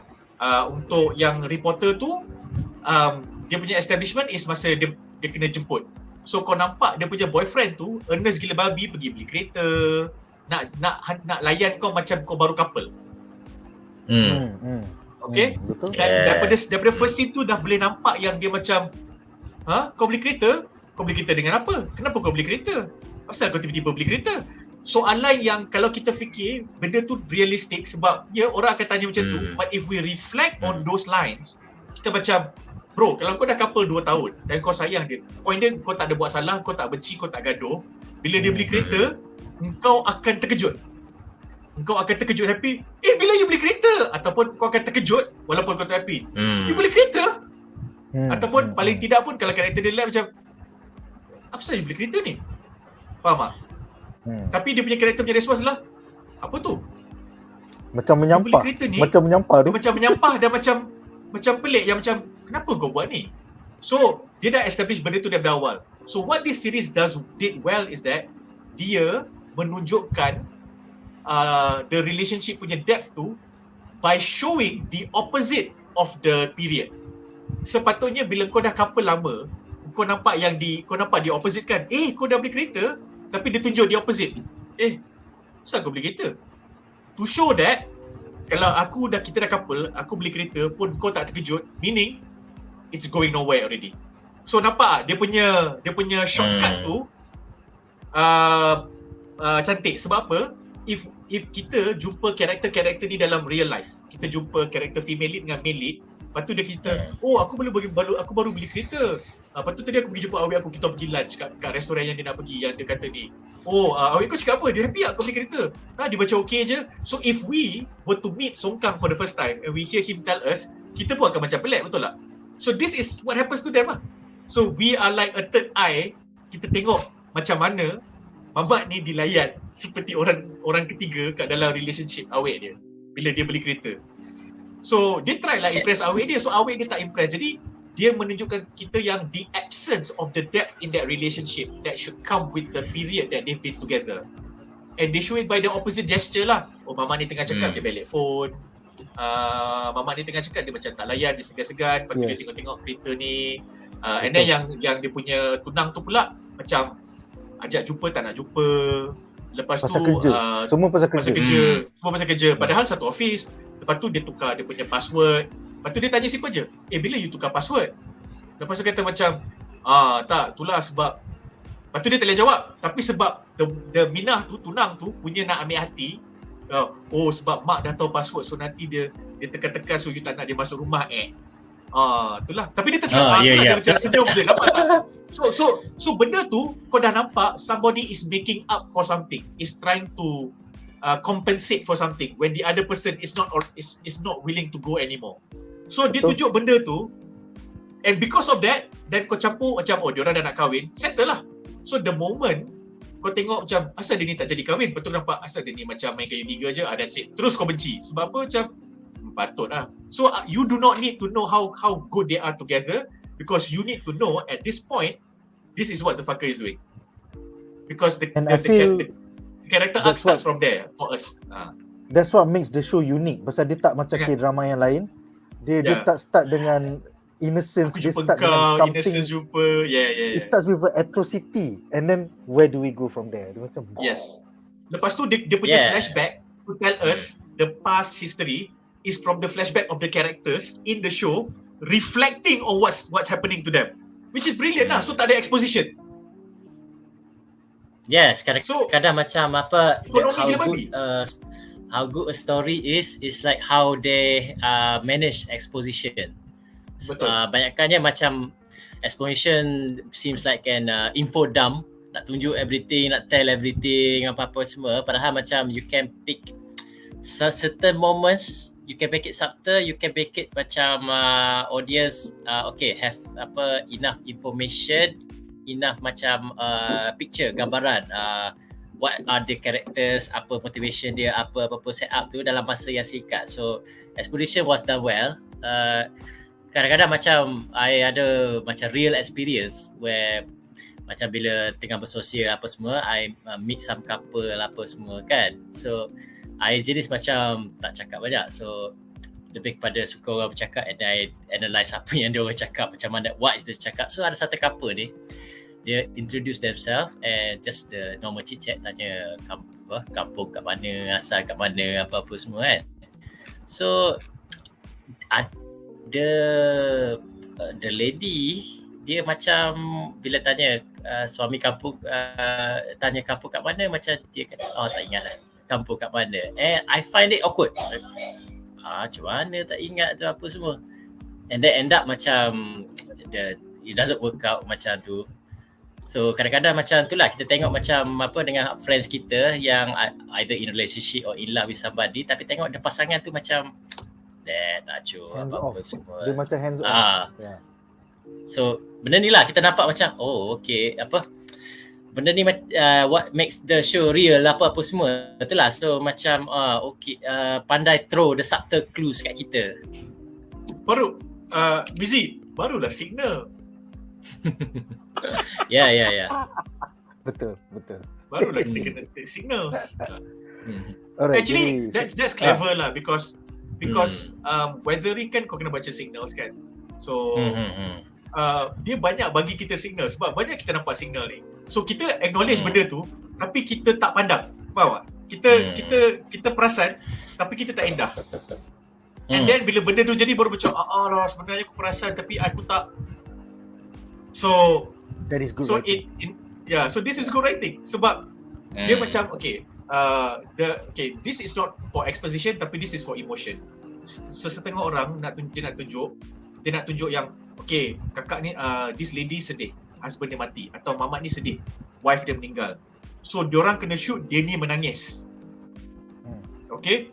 Menangis ataupun dihempas barang, ataupun dia tak nak cakap dengan orang. So kalau sebelum tu dia dah establish dengan berkesan yang mamat ni setiap hari Selasa atau setiap malam akan buat benda ni dengan anak dia, atau akan take a morning walk with his dog, and then anjing dia, macam the intro for the episode is anjing dia tunggu luar pintu dia, and then bunyi alarm, lepas tu dia bangun, dia lap taik mata, lepas tu dia ambil leash, dia bawa anjing dia jalan, and then lepas tu in the next a few scenes later dia sembang dengan ni, tadi masa you bawa dia ni berjalan, you ada jumpa tak orang ni? Pagi ni dia tak ada lah, selalu I jalan nampak dia ada tapi dia tak ada. Kenapa? Tak ada, dia ada janji nak paskan I benda. Tak apa. And then bila mamat tu mati, kau kena tunjuk scene anjing tu tunggu depan pintu tapi tak ada orang buka pintu. Nampak tak? So macam Hachi lah. Macam Hachi. So you don't show that the dog is sad. You just show that dog ni dah tak ada orang bawa dia jalan-jalan pagi walaupun alarm tu bunyi. In fact tak ada alarm pun walaupun jam tu tunjuk waktu yang sama. So kau dah establish sebelum tu, benda ni mesti akan jadi, benda ni mesti akan jadi. Betul, benda tu tak jadi. The absence of that is the thing that hits you as the viewer. So that is the information that we need to know. Tapi kalau exposition, Pula pagi tadi anjing tu sedih. Dia hari-hari tunggu. Dah seminggu dah dia tunggu. Ya, tak sama. It's sama. show, don't tell. Show, Yeah, don't, show, tell. don't tell. That's what it's all about. So this is the difference lah. Macam bila cerita ni, bila dia nak show yang bukan exposition lah. Dia tunjuk macam contoh, dia pergi kat skrin, tengok dia 4.8 hingga 4.9. Lepas tu dia tanya, 4 point berapa exactly? Is it 5? No, it's not. But kalau you round up, is it 5? No, it's not. What is it exactly? Lepas tu dia shot balik. Okay, kalau kau tengok graph ni, benda ni kena pergi kat sini, dia kena 4. So that is the exposition of them showing you, this is how people and meteorology work. Lepas tu dia tak tunjuk dah. Dia tunjuk on-call je. Because kau tunjuk benda tu sekali, kau dah faham dah. So it's those kind of economical writing that can only happen when you understand the ni lah. So exposition ni kira macam contoh, bila kau tunjuk dia tak ada, tapi sebelum ni dia ada, then kau tahulah dia sedih. Betul. Because dia tak mampu nak ada di situ. Ataupun to show presence, you show absence. What happens when that thing is absent. So these are the things that boleh replace exposition lah. Exposition bagi aku paling best adalah dibuat dalam filem 12 Angry Men. Oh, okay. Agree. Classic. Agree. That is a classic bro. Agree. The whole film is just orang duduk dekat meja bergaduh. Ya. Okay. It's like macam bila ending tu kan, karakter Peter Fonda, Henry Fonda tu kan. Peter. Orang tu tanya, what's your name? Baru dia cakap nama dia. Tapi kita sedar bahawa macam it doesn't matter. It doesn't matter anymore. Ya, betul. It's just like Glenn Ross, which is about always be closing. It's just simple, man. Satu malam dekat office agent penjualan. Fucking awesome. Jamal, there was something you want to say? Tak ada. Betul tu. Because macam mana benda tu stylistics. So sometimes bila kau nak capture conversation, then you don't capture two people talking. You capture two characters talking. Very big difference.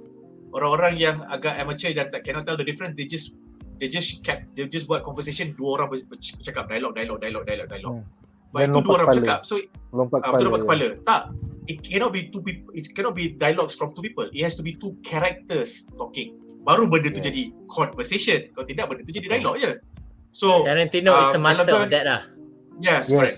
So benda tu kena ada. The moment you have that, kau nak dia duduk kat tepi pagar ataupun kat kopitiam, scene tu 10 minit dia sembang, pun benda tu engaging because kau tak nampak dua orang tengah exposition. Kau nampak Mamat ni yang menzahirkan sejarah dia melalui kata-kata dia, melalui conversation dia, and kawan dia pula menzahirkan latar belakang kawan dia tu. Tapi diorang tak exposition masing-masing. We fill in the blanks. Kan? Dia macam, sampai bila kau nak macam ni? Habis, kau cakap pasal aku macam ni, masa kau sakit dulu, kau ingat aku buat apa? Nampak tak? Kau terus macam, okay, dia ni dulu pernah sakit, dia ni cover line. Tapi Mamat ni memang ada problem yang Mamat ni dah tahu lama.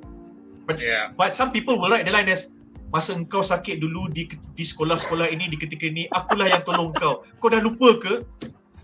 Sebab kalau in reality, exposition lah. Kau nak tunjukkan ke orang, kau kononnya nak selit yang kau kenal budak ni 10 tahun lepas, lepas tu 10 tahun lepas kau kenal budak ni, kau tolong budak ni. Tak payah. Macam, kau tahu kenapa aku still datang Mamat dengan kau? Kenapa? Kau tak ingat dah? Terus! Kau nampak tak? Terus! Kau tak ingat tapi orang ni ingat, kau dah terus tahu. Okay, persahabatan ni berat sebelah. Ataupun orang ni menyangkakan persahabatan ni A, sedangkan ianya B kepada orang ni. Terus kau dah ada benda tu, baru kau ada two characters talking. Yes. So that is not easy to write lah. Aku cakap jadi senang, aku duduk nak tulis skrip tak keluar pun. So very difficult. Betul. Alright, so soalan kedua untuk segmen ini adalah untuk Jamal. Adakah ini satu norma baru di dalam K-drama di mana the male supporting actor Ki-joon is such an asshole?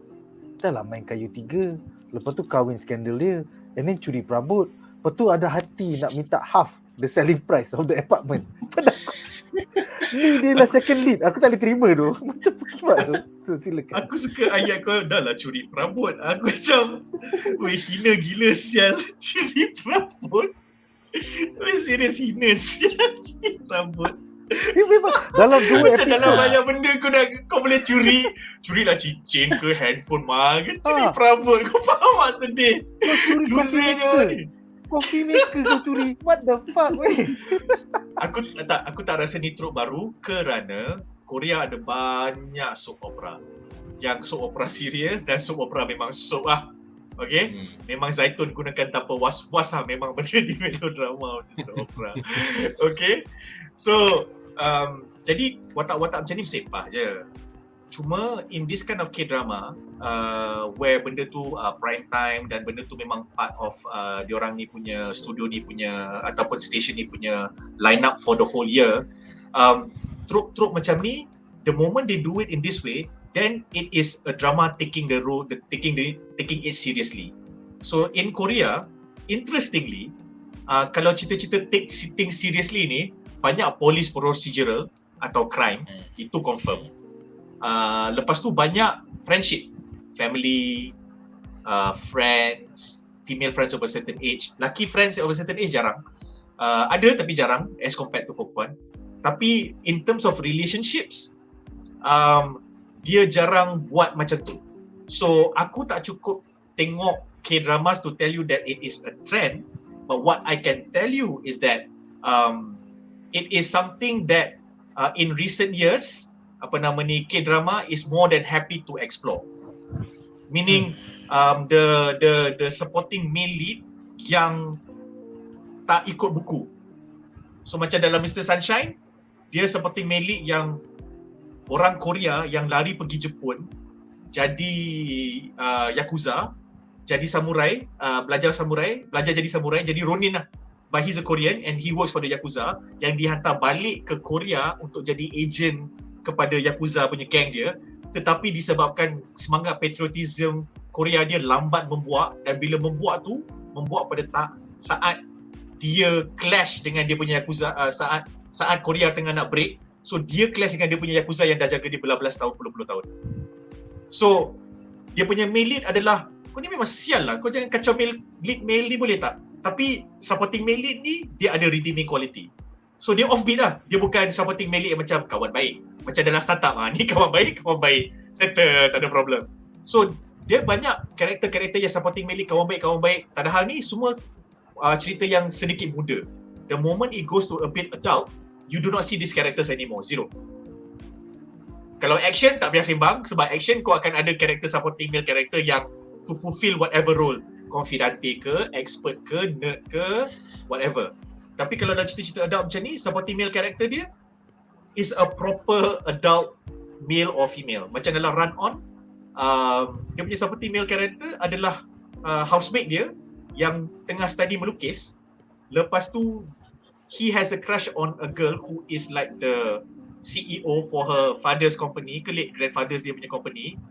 Awek tu minat kat dia, tetapi sebab awek tu datang daripada family yang ikut hierarchy, yang ikut tradition, awek tu takkan boleh couple dengan mamat ni. So awek tu di dalam family dia adalah the only family member yang break conventions tau. Tapi this convention she cannot break. Tapi dia dating sorok-sorok lah. So kau akan dapat male dengan female lead characters yang macam offbeat macam ni. And in this Run On punya case, the story is more about the supporting female lead punya benda, and then the female lead pergi kat supporting female lead ni minta advice. Aku buat macam ni, benda ni jadi macam ni, tapi benda ni terjadi, aku tak tahu lah kenapa. Dan kau dah memang macam ni, kau tak boleh pakai. Kau tengok aku buat macam ni. Lepas tu dia macam, kau tahu tak kau tu CEO? So, okay lah. Kalau kau dah cakap itu, malah nak sembang dengan kau. Those are the dialogues in those kind of series. So kau dapat cerita yang macam tu. So this is not exactly a trend. Cuma trope lelaki macam ni kita jarang tengok sebab diorang tak nak promote, mungkin diorang tak nak promote infidelity. So bila dia tunjuk infidelity, macam contoh bukan Love and Marriage, there was another really steamy infidelity punya promiscuity. World of the Married. World of the Married. Itu that's serious lah, tapi itu drama. This one is a slice of life. So kenapa treatment dia lain? That is more about the thrill of the cheating. This one is more about, okay, kau dah kena cheat, so sekarang apa perasaan kau? So sekarang ni kita kena tunjuk yang ada asshole seorang ni lah. Macam tu. Dia bukan macam, oh macam mana asshole ni suruk-suruk. nak berdansa dengan awik reporter ni yang sebenarnya tak ada, benda tu tak penting dalam cerita ni. So it's not exactly a trope, but yes, they don't have a problem embracing this. And be it male or female characters, diorang agak okay lah swap traditional gender roles. Female is a bit more empowering, macam Hometown Cha-Cha-Cha. I really love the female lead character, man. Gila babi empowering. Dentist. It would be interesting nanti kalau ada further episode yang akan ada flashback from Yoo-jin punya point of view, how the affair was started. Kan? And then what would be interesting is that kalau affair tu macam mana, kita faham macam mana affair tu berlaku sebab benda tu spur of the moment, tetapi Yoo-jin was in that place at that time just because he was running away from her. So ini membawa kepada soalan kedua kita. So soalan kedua untuk Tarmizi. Pada pendapat anda, adakah supporting female lead Yoo-jin sekadar mangsa keadaan, iaitu power struggle antara Ki-joon dengan Hakyung, ataupun is Yoo-jin an active participant yang juga guilty kerana she broke up her relationship dengan Lee Si-woo semata-mata to pursue an affair dengan Han Ki-joon? Jadi apakah spekulasi liar anda? Silakan.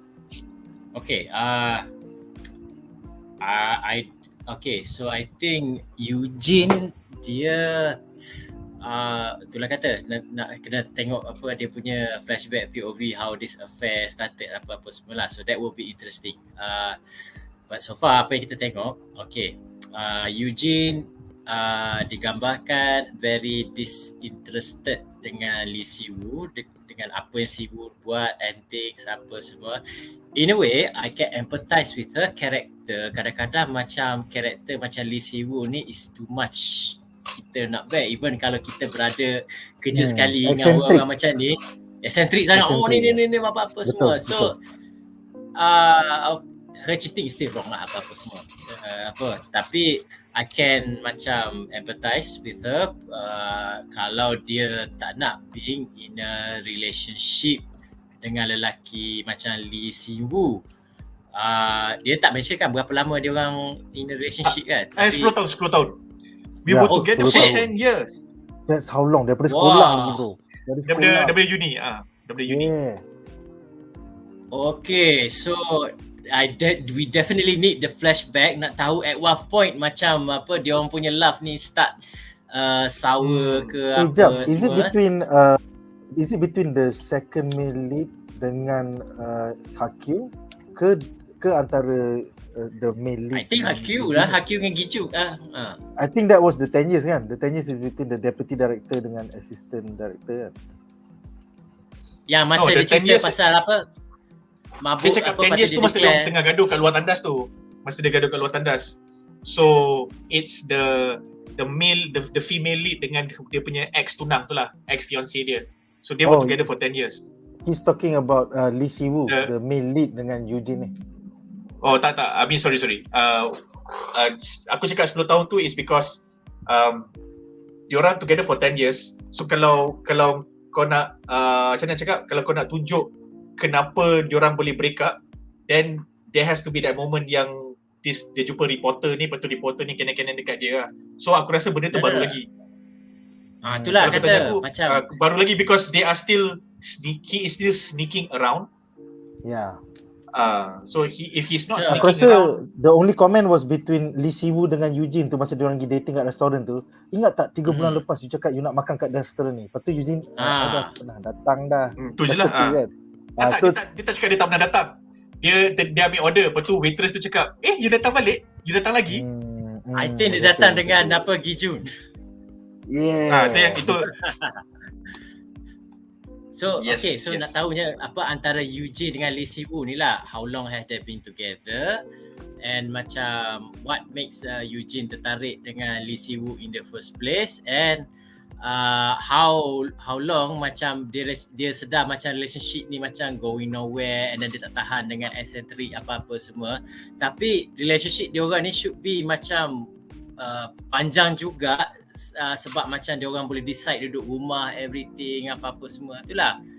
So that's where macam nanti bila dapat backstory or flashback and how sebab kita tahu on the Ki-joon dengan Hakyun punya side when their love start going sour everything apa semua. So kita nak I'm interested to know Yoo-jin ni pula apa case dia, dan apa case dia curang, dia tahu Ki-joon curang and she was okay jadi skandal, but dia tak bagi tahu Ki-joon she was in a relationship.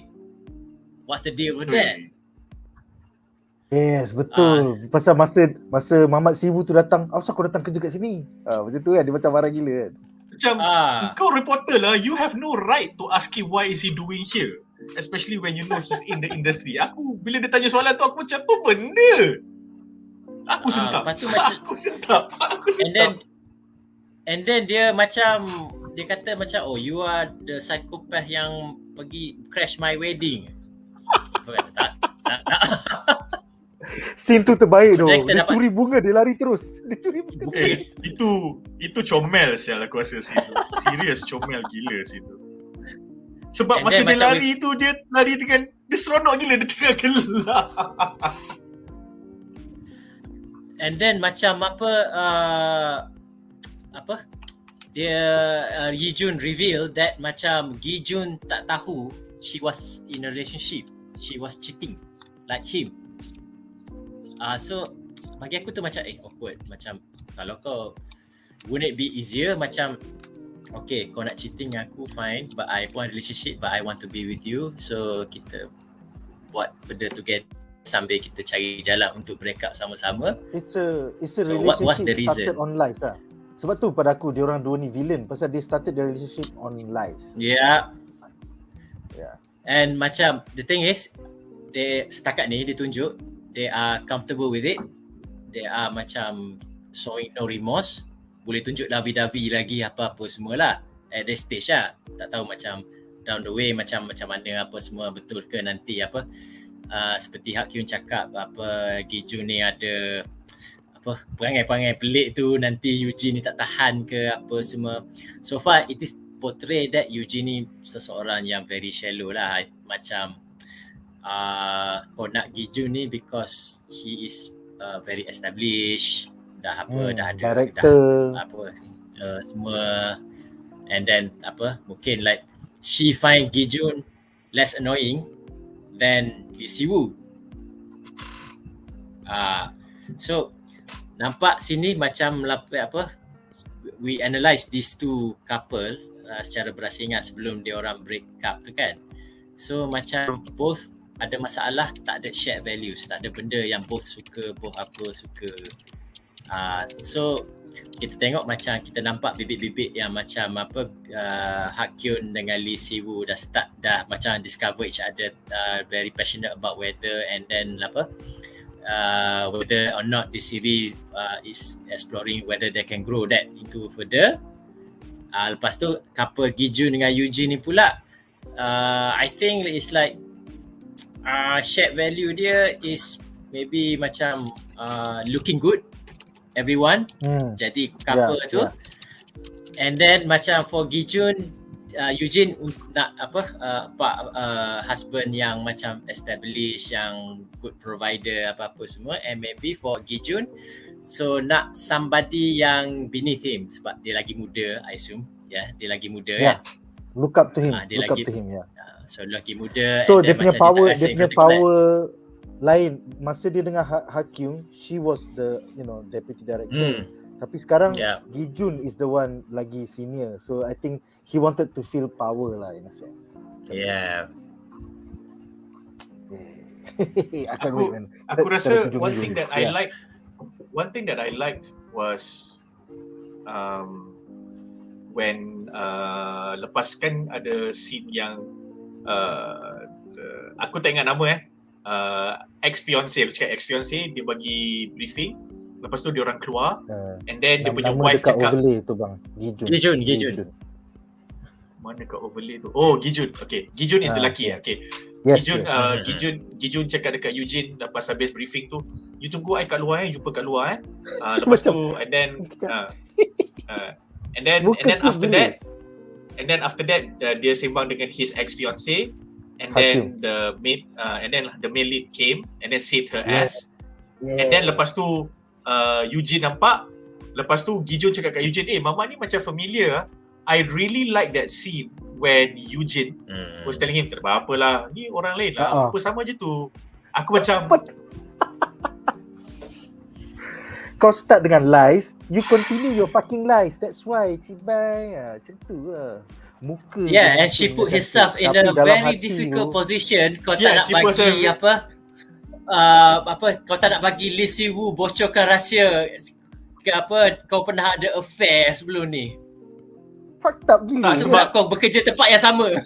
Ya, sebab aku rasa, okay, katakanlah kita speculate if she there is no reason why she did not want him to know that there has to be a reason why she didn't want him to know that she was with him, she was with Lee Si-woo before. Because for me, katakanlah kau couple, I want to run away from this guy, you want to run away from this girl. So sekarang ni benda tu berat sebelah, sebab now for all we know that it's not her, it's not Yoo-jin yang dalam masalah. Sebenarnya Ki-joon yang terperangkap dan diperangkap oleh Yoo-jin, because Yoo-jin was looking for an out. She saw him as an out, and he was not exactly looking for a way out, but he was needy, so he found her. And then she felt that macam, okay, I have something else better yang boleh jadi spare, just in case this one main thing yang kau ada goes to shit. You and we all know that this kind of situation does happen in real life. Okay?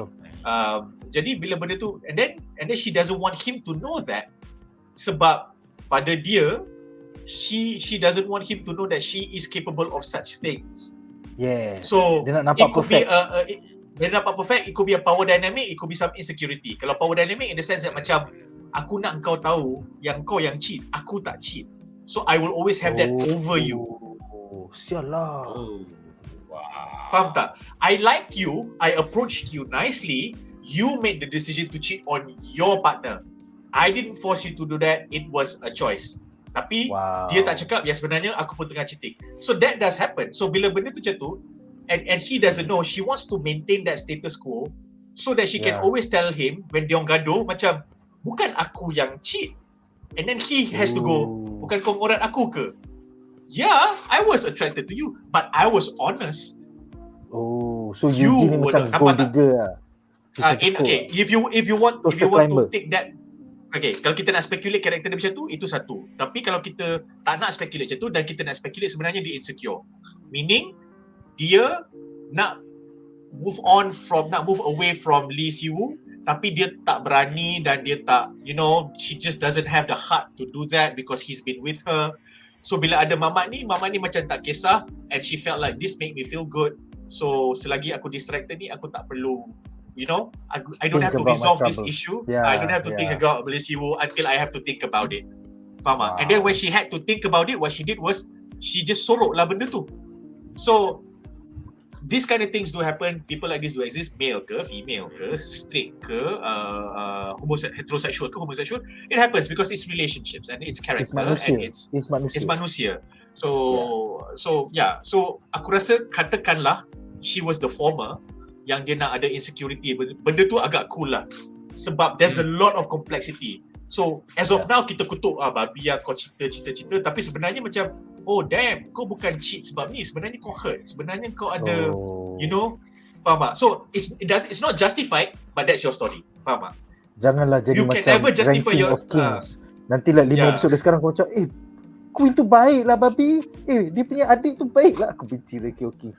Every episode aku nangis babi. Tapi because why kita up to 2 episod ni, we thought so negative of kita katakan dia gold digger apa-apa semua, because the first connection yang kita nampak Ki-joon dan Yoo-jin ni is while they are banging. Yeah, correct. Because that was the first scene that they were sharing that they were together as a couple. Yes. As a couple. Sebelum ni kita tahu dia confirm dia orang dua ni ada something, but we don't see it. Kan? And typically in other K-dramas, dia pegang tangan ataupun dia orang dinner atau minum air sama-sama kat restoran. But this one no. So Main we know that terus. it's scandalous. Yes. Bang. And that is another point yang banyak orang suka sebab cerita ni dia tak jaga pacing, dia jaga pacing sebab ada melodramatic K-dramas atau even drama cerita lain, negara lain. You will wait until episode 6 or 7 baru kau nampak diorang dating. Ini episode 1. Tangan. Terus kena episode 1 terus kena. Yeah. I mean, And then like, so I did not notice the vibrations. exactly. So bila where is this show going Then to I take got us? think NTR. that is- Itu membawa kepada segmen kita yang seterusnya. Bagus Jamal. Terus. So dengan itu berakhirlah segmen ini dan kita bakal membincangkan segmen terakhir ataupun plot menarik terakhir bagi minggu ini. Alright, jadi plot menarik kita yang terakhir adalah tentang, aku suka overlay ni. So tentang plot twist. Where do we go from here? So kita ada satu quote daripada female lead Jin Ha-kyung yang mengatakan, "We're adults, right? What happened last night was just an incident. It was something that shouldn't have happened, like a natural disaster." It's like, kau baru main, betul kau cakap main tu adalah natural disaster. Two air currents that shouldn't have met, like lightning, if you will. Kalau Okay, aku Jap. Go on. Dia sambung, what I'm saying is, let's just forget it happened. Let's be mature and cool about it. Silakan Jamal. Aku nak cakap, if I was in the writing team, a line that I would consider using, dia kata like ayat tu mana tadi, it's like a natural disaster tu. Jap. Okay, like it was something that shouldn't have happened, like a natural disaster. So macam it might have been disastrous, but it was natural. So I would play on that, meaning we are kind of meant to be with each other lah. It was meant to happen. But her state of mind is like, oh, this is a disaster lah, lightning lah, not supposed to happen lah, macam. Tapi because that's her character. So I love the fact that dia punya juxtaposition adalah Siwoo punya demeanor, punya behaviour during this scene sampai scene yang dia jalan confident masuk toilet tu, itu Bro, dia jalan dalam bogel, Reddit semua itulah. Dalam Reddit semua puji scene tu. Semua gelak sebab apa? Confident je dia jalan, relax je macam tak ada apa-apa. So daripada awet tu segan, dia terus malu. Ni dah paiseh gila babi dah ni. Mesti mama tu macam, okay, tak ada apa-apa, aku tak rasa apa-apa pun, lagi lah dia malu kan. But for me, her reflections is juxtaposed against these casualness of Siwoo. So aku rasa benda tu best sangat. So kau tak perlu nak menunjuk, cakap macam I feel so awkward. Kau tak payah line macam tu. So benda yang dia cakap adalah benda-benda yang natural to her character. Yes. Oh, by the way, aku tak tanya soalan lagi. Dia nak tanya rationalize. Korang suka sorry. sampai korang terus cakap. Aku terlupa. Alright, so aku ada satu soalan untuk semua panelis.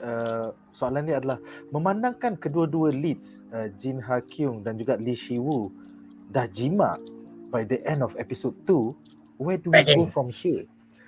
Isn't the will day, won't day tension already resolved by the end of episode 2? Because they already did it.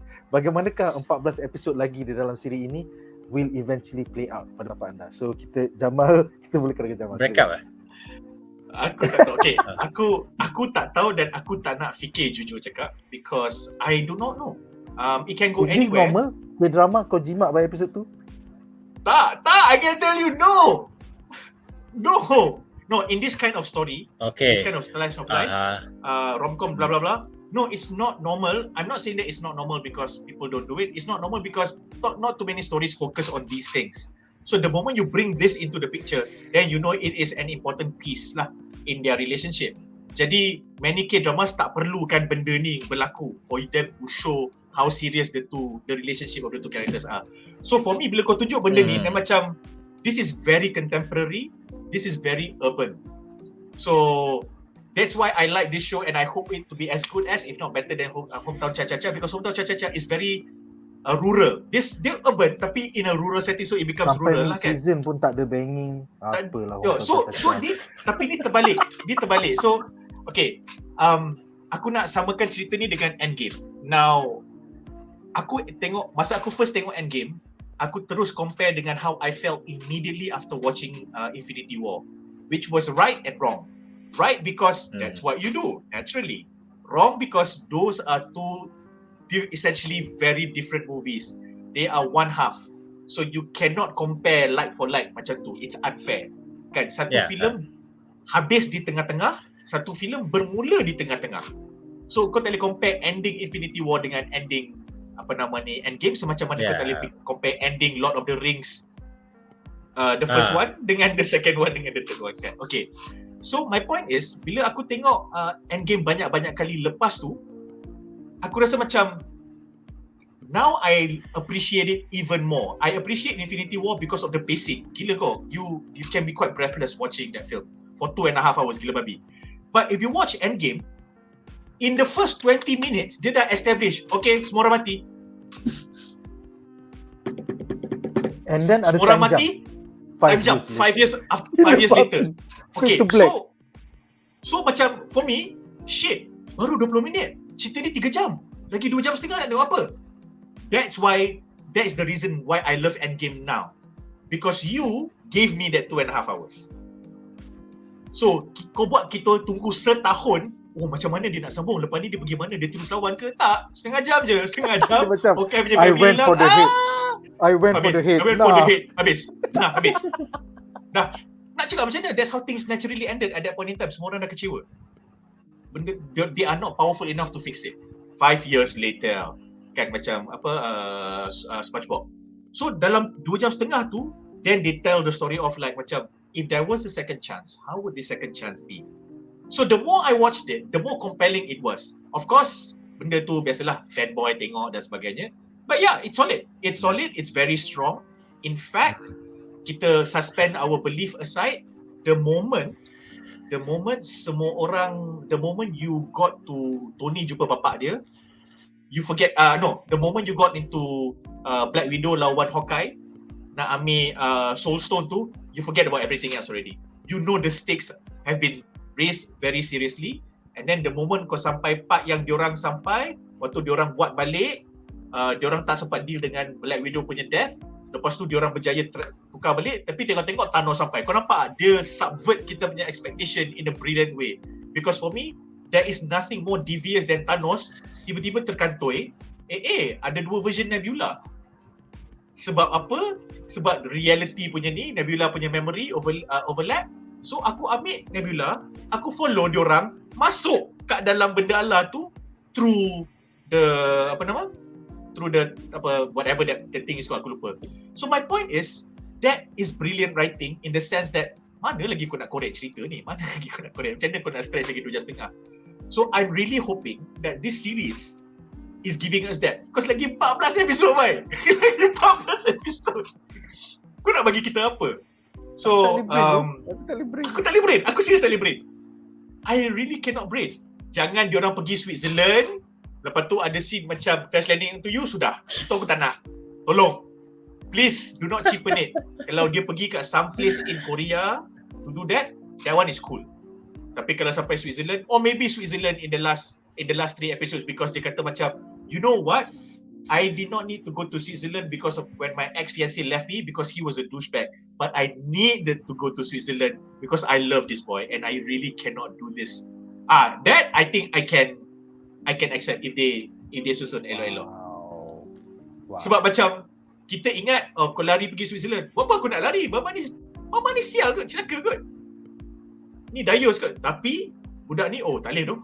Ni serius aku tak boleh kerja kat sini. Sebab I really do care for him. And I tak boleh proses kalau dia dengan orang lain atau dia ada something else dan dia tak boleh dengan aku. Aku really tak ada. So aku a nice mid-season. A nice mid-season atau mid to late season punya ni. And then, that I can accept lah. Tapi aku tak nak dia pergi Switzerland semata-mata nak, money shot. Aku tak nak benda tu. And aku serius tak tahu karakter Meli Siwoo ni nak buat apa. Aku tak tahu, aku tak nak fikir. I just want to be surprised. I really liked watching him in Navilera. Best sangat karakter dia. So, dan karakter dia dalam Navilera tak senyum until like the last few episodes. Sebab dia serius dengan dia punya ballet punya passion. And dia buat tarian ballet dia sendiri Dia tak pakai body double lah. Dia badan dia memang tip top lah. So this one, I don't know man. This one he's all smiley, he's so confident. Oh my god, dia bukan macam Mamat kat dalam Record of Youth tu. Oh my god, kayu. So I don't know. Aku rasa it's too soon to talk about pacing because I feel that I will only take the pacing in totality lah. Bila the whole series, or at least like the first quarter of the series atau first half of the series dah ada, then kita boleh judge. Ni first 2 episodes je and things are moving very fast. I did not feel odd at all. It's just fast. Aku tak rasa benda tu pelik. Aku tak rasa disjointed. Aku just rasa okay lah. Even the time jump pun tak rasa canggung. Aku rasa okay je time jump tu. Nak buat apa lagi? Takkan nak sembang nak tunjuk dia orang kahwin. Tak ya. Just move on with your life man. Dia cerita ni pass my 1 episode test. Tolong cerita sikit. What is your 1 episode test? What is your 1 episode test? 1 episode test is like series Netflix apa semua, and you nak layan cerita baru, nak start siri baru, saya tengok the first episode. Usually because kerja siang hari penat gila apa-apa semua, so kau layan benda ni malam I'm mudah sleepy. So kalau cerita tu tak bagus, in fact cerita ni I straight away 2 siri terus. So kalau cerita yang kurang bagus, I biasanya midpoint tu dah mengantuk, dia tengok dah habis dah, macam Netflix dah skip the wrong episode. So maksudnya macam in order I to go back, macam I kena macam tengok kalau ada orang saying good things, kalau ada masa I try layan balik lah. So kalau cerita tu for me yang naturally best, so 1 episode 2 episode it is macam it keeps me interesting, my mind engaged. Kalau memang benda tu bagus. Kalau tak macam I firstly I terpaksa berusaha untuk get interested, then tak berapa pas biasa. So basically yang ni you just went back to back was it? Yes, back to back. Terbaik. Okay, so what are your thoughts about the fact that tak pas.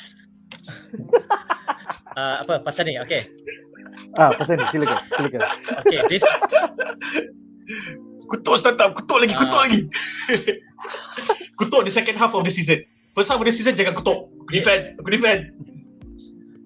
This mungkin susah nak percayai, but I actually tak berapa suka kalau tengok TV series and there is banging or there is sex.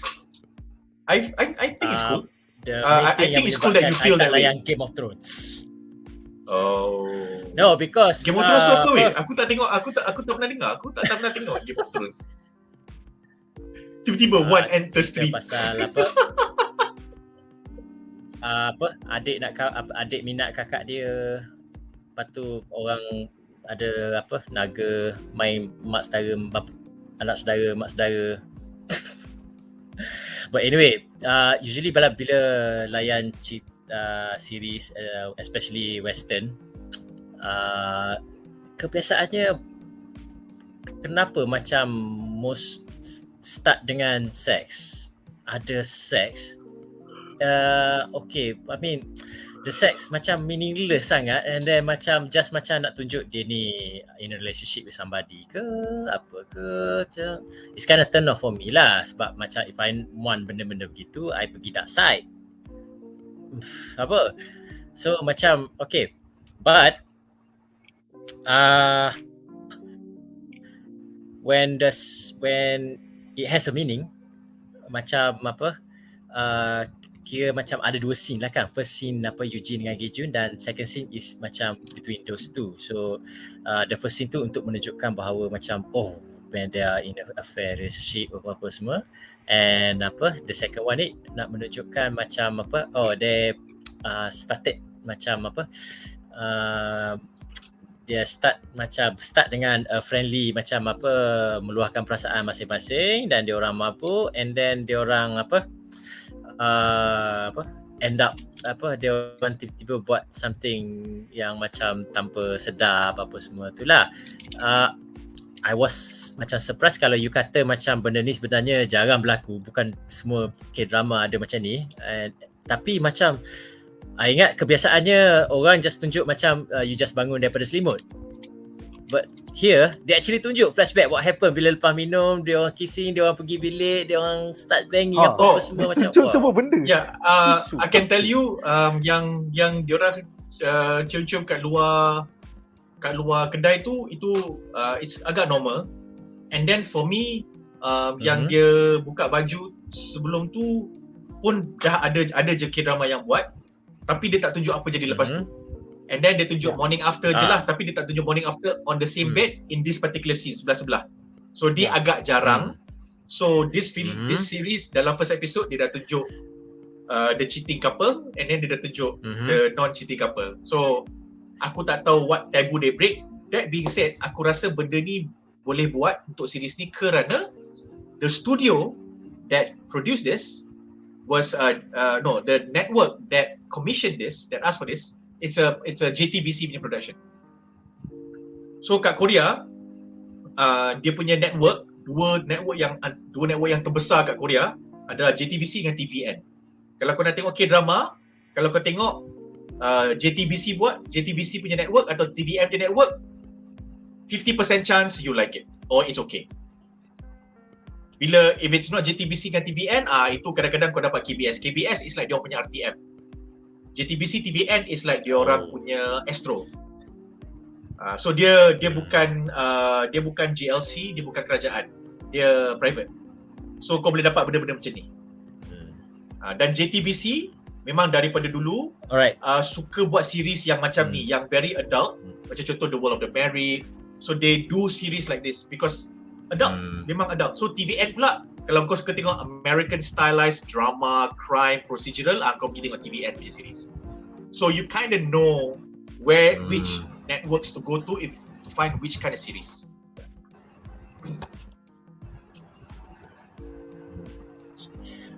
So okay, cara dia tunjuk pun very macam stylized dengan lighting, badan dia orang putih melepak, and then macam dia tak cover the whole body under selimut. So macam this is I think macam the borderline, kalau macam you show more skin, dia dah jadi masuk kategori softcore dah. Softcore.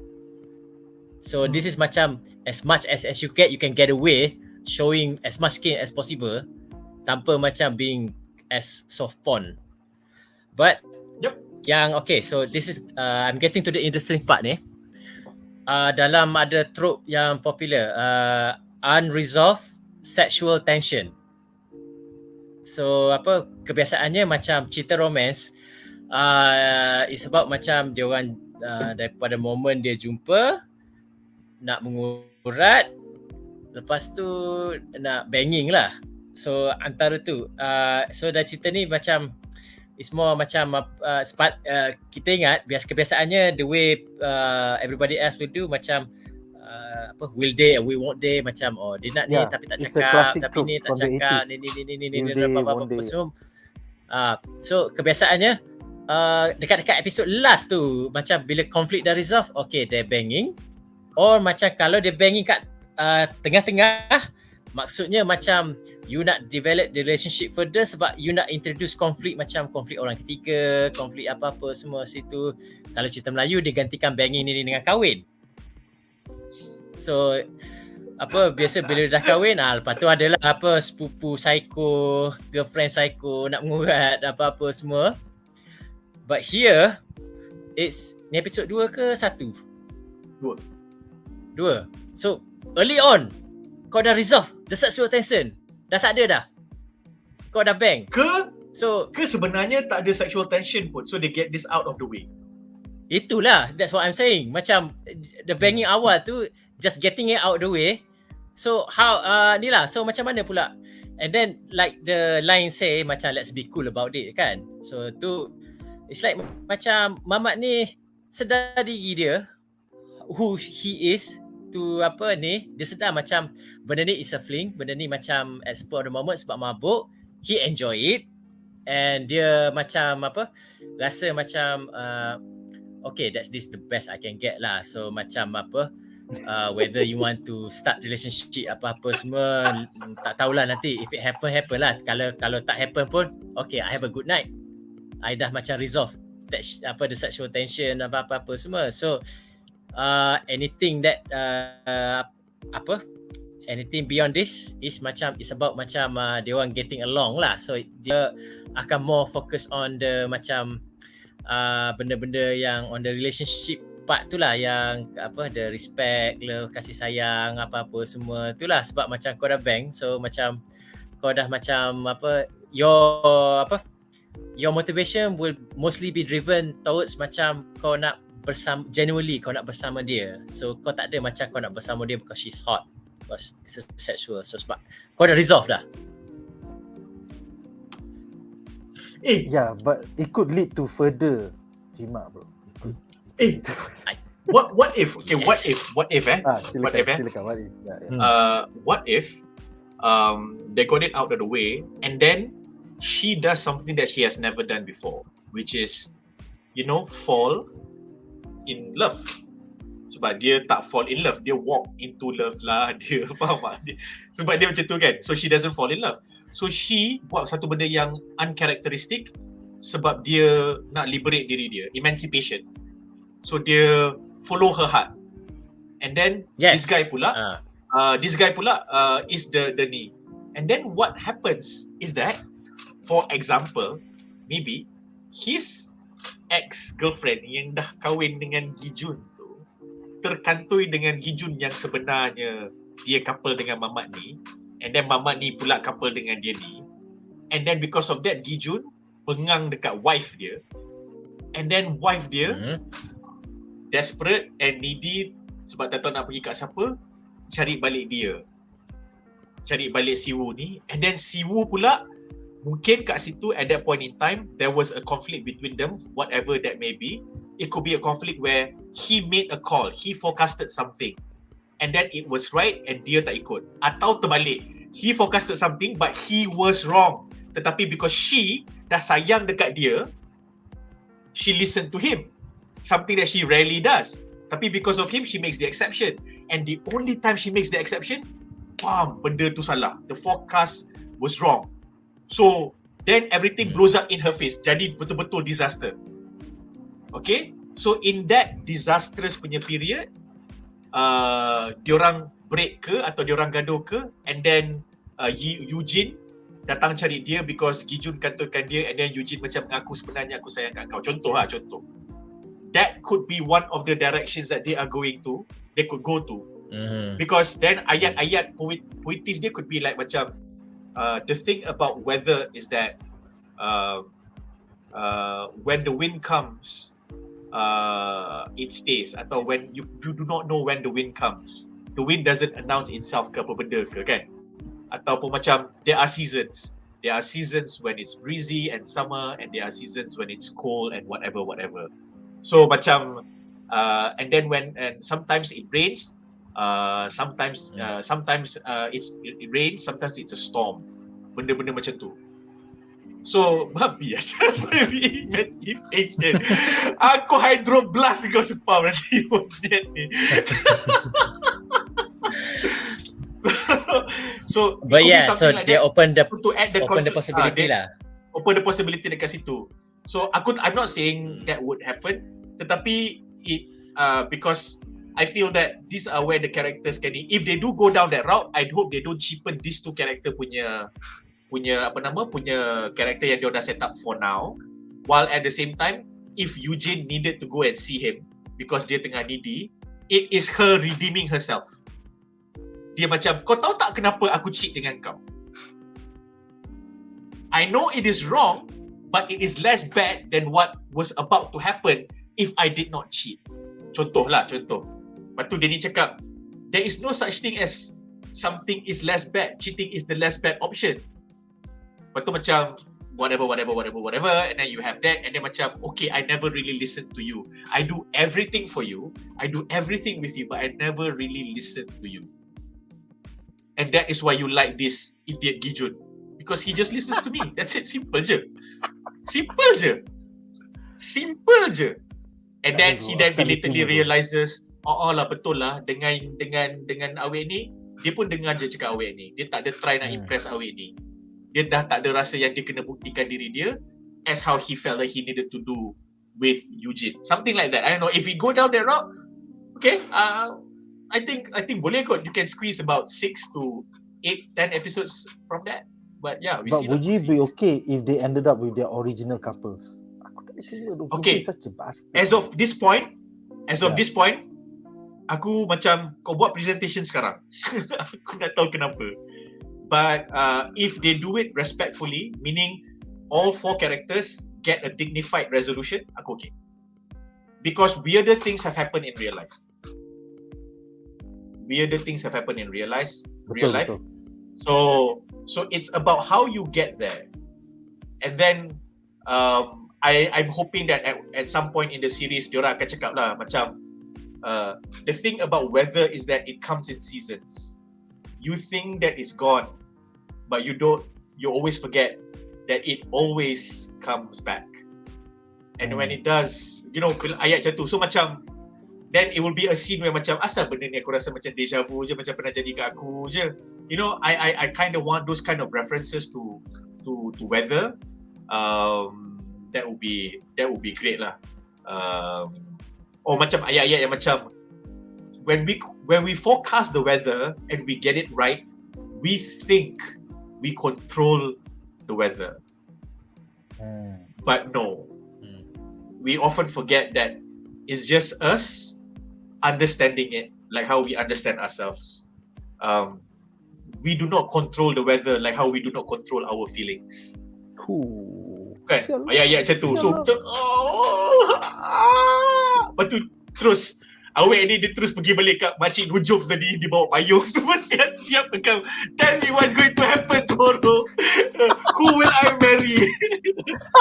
Terus kan. Betul makcik tu. Oh, sekarang baru nak dengar. Sekarang baru nak dengar. Sebelum kau dengar cakap aku nak kau beli payung. Ada 10 payung kat belakang ni. Ada 8 colour. Kan contohnya.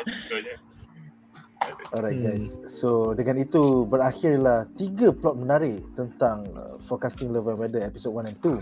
Dan sekarang kami bakal membincangkan harapan kami bagi episod 3 dan 4 hujung minggu ini. Alright, so personally untuk aku harap that there would be more, how do we say, workplace drama, meteorological. Aku nak belajar lagi. Ya. Aku annoyed apa tau, dalam dia punya subs tu, dia tak translate yang dia bagi supers. Kan? Aku macam, itu aku nak tengok subtitle yang tu. Aku nak faham. And then aku harap akan ada more drunken encounters and finally more morning afters. So aku juga nak tengok. Sebelum aku tanya panelis, jom kita tonton promo bagi episod 3 dan 4. Aduh, janganlah macam ni, spoiler. Shit. Oh, kau tak biasa tengok. Tak pasal je aku okay. Sebab kita tengah bedah, so it's cool. I can live with that. Because benda ni dia tak ikut. 진 과장 원래 출근이 좀 늦나? 위성센터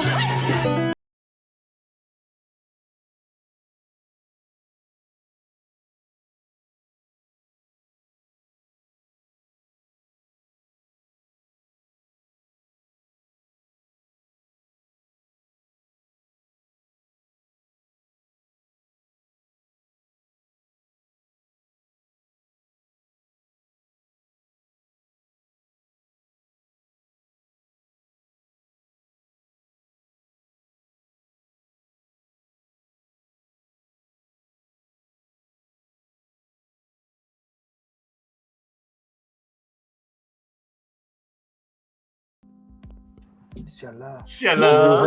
Do you have feelings for me? So kau nak cakap dia tak ikut, preview ni tak ikut ke macam mana? Silakan Jamal. Tak, kadang-kadang dia macam Marvel lah. Marvel punya teaser, dia akan tukar-tukar susunan. Okay. So trailer tu dia bagi naratif A, sebenarnya benda ni B. So kita nampak Kodam. Ki-joon demam, and then diorang ada encounter dengan mak dia sampai dia kena sorok dekat restoran, gaduh dengan Ki-joon pasal some severe weather shit. So we're gonna get everything yang aku minta. So apakah harapan kau tu minggu depan? Silakan. Aku nak tengok scene dia angkat tangan betul-betul guys tu. Aduh. Oh, cute doh. Percaya doh. Kalau aku office mate kat dalam tu kan, aku terus macam bos, cuti bos. MC bos. Kenapa? I cair bos, I terletak. And you switch on the aircon, make it stronger so aku boleh condense balik. Tapi aku tak tahu lah, mungkin apa Siwu ni punya karakter nampak terlalu condifferent. So I welcome it. Sebab dia bukan 6 dosan punya condifferent ataupun okay, 6 dosan tak condifferent lah. Dia condifferent selepas dia dapat siapa tu? Bishuzi tu. But anyway, dia punya condifferent ni apa? Aku tak rasa apa. Confident yang Ah. melampau. So dia confident. So, aku pun pihak sama, diportraykan macam dia ni perfect, Cool setakat sangat, ni cool ramalan dia menjadi and then cool and then macam dalam situasi tu tahu apa nak buat. Ya, aku rasa I like this character, I like lelaki macam ni, but takut nanti macam perfect sangat macam jadi unbelievable. Okay, this is how aku tengah nak rationalize benda ni sebab aku nak pegang dengan image ni. He's perfect, he's cool. I have a feeling that he's got things to not necessarily hide, but just there are things about himself that he doesn't like people knowing. So it's not that he puts on a facade, but for him it's an active thing. Aku kena macam ni. Dia Kalau macam tidak, Mamat Cacacau. Yes, aku kena macam ni. Perfect sangat. Kau perfect, tapi sebenarnya kau ada trauma gila babi. So I'm not saying that this guy ada trauma, but I'm just saying that dia macam tu sebab dia rasa dia adalah seorang karakter yang mungkin lemah. Sebab apa? Kalau dia tak lemah, kenapa awet reporter ni nak pergi lepak dengan Ki-joon sampai kahwin? So dia rasa macam, you know what? Bila aku dengan Yoo-jin ni, aku doting lah, aku jaga dia, aku ambil hati dia, aku baik, aku sopan semua nak buat untuk dia sampai mungkin dia rasa rimas. You know what? Aku buat benda ni sampai aku tak happy. You know what? I'm just gonna be happy. Kalau aku rasa nak caring, aku caring. Kalau aku rasa nak camik, aku camik. Dia punya something to hide tu is not about his lack of abilities. Confirm lah. Aku rasa mungkin dia, aku tak tahu lah, aku tak nak speculate, tapi aku just harap yang dia it's not exactly a facade, but it's just a different side of him that he shows so that he doesn't have to show another side. Yalah, so macam sebab tu macam bila that scene banging tu dah ada on the earlier episode, they establish macam okay, kau nampak dari segi-segi she's a good lover, is good apa-apa, so kau kena buat benda lain lah kalau kau nak something to hide tu. Aku rasa point kau yang awal-awal tadi pun menarik juga bila kau cakapkan dia macam this is the best it could be for me. So yeah, that's it lah. Faham tak? Macam dia punya macam mungkin sebelum ni dia dengan Yoo-jin adalah macam okay, I have you, I'm loyal, I will take care of you, I'll be very nice. Tapi macam, ayolah, aku loyal, aku baik-baik dengan kau, macam kau kena layan macam ni. You know what? Macam papi. Aku terasa nak ni, aku buat macam ni. Aku terasa nak ni, buat macam ni. That's it. Okay? Macam wolf. What happens. So it could be that, you know? Yeah, man. Itulah. Okay. Tarmizi, ada apa-apa nak tambah harapan kau untuk episod minggu depan?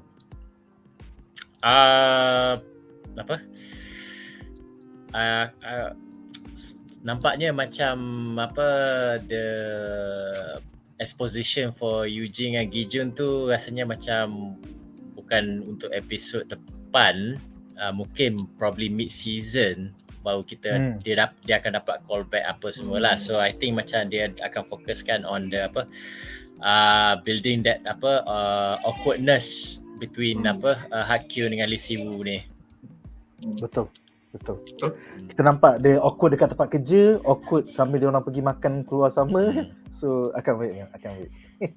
Aku bila scene gaduh tu aku harap ayat macam you're putting your personal feelings. Tu macam aku nak personal feelings buat apa? Engkau comms. Engkau tak decide benda ni boleh announce ke tak boleh announce. Kau tak approve benda ni. Kau announce je kerja kau. Kalau aku nak personal feelings buat apa semata-mata kau. Kalau aku dah faham tak? Macam I don't decide on what to announce and to declare because of you. Kalau ada personal feelings, aku tak declare sebab aku punya boss atau sebab department forecasting yang lain, bukan sebab kau. Aku nak dia bagi ayat macam tu.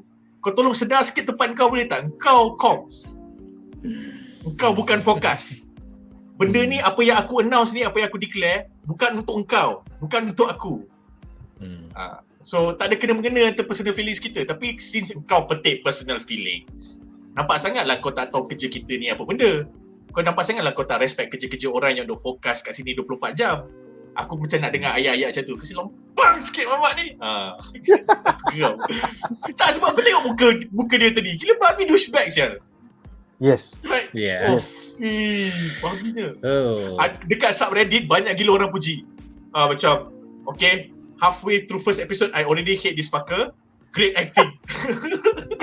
This is the kind of series we deserve.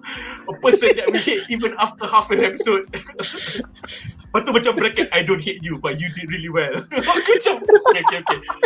I feel this comment. Aku uptake. Bodoh sial. Awak tu, macam Reddit kadang-kadang.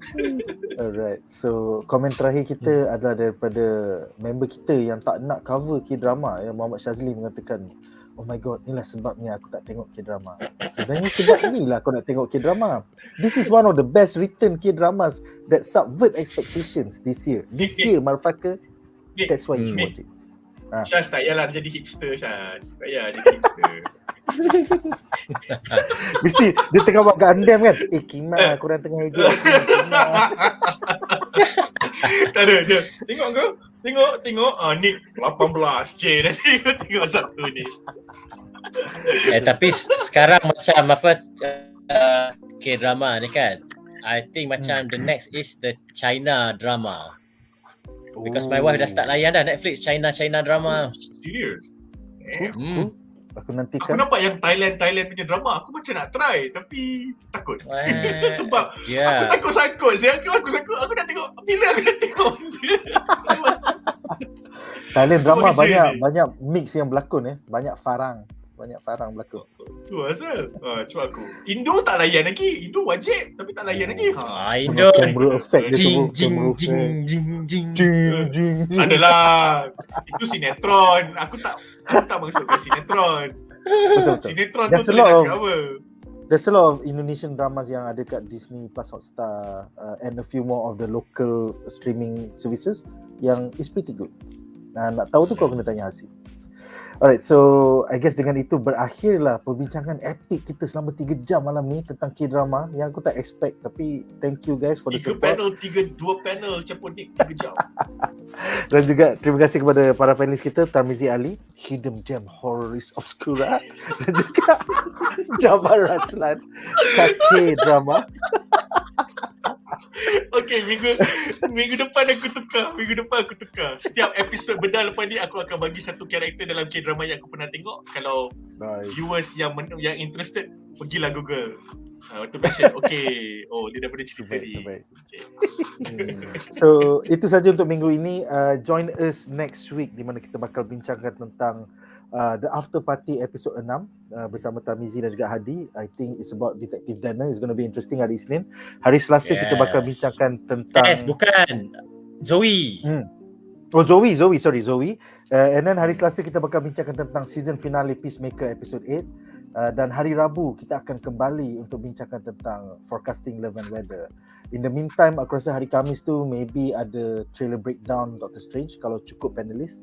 But that's all for this week. Have a great weekend guys. Majulah fandom. Wait, kalau kalau trailer breakdown, korang kena tengok Nerdist punya breakdown. Nerdist punya breakdown champion. Terbaik. Every single damn Easter egg dia petik. Yeah man. Favorite aku Screen Crush. But anyway, itu saja untuk malam ini guys. Majulah fandom untuk negara. Bye guys.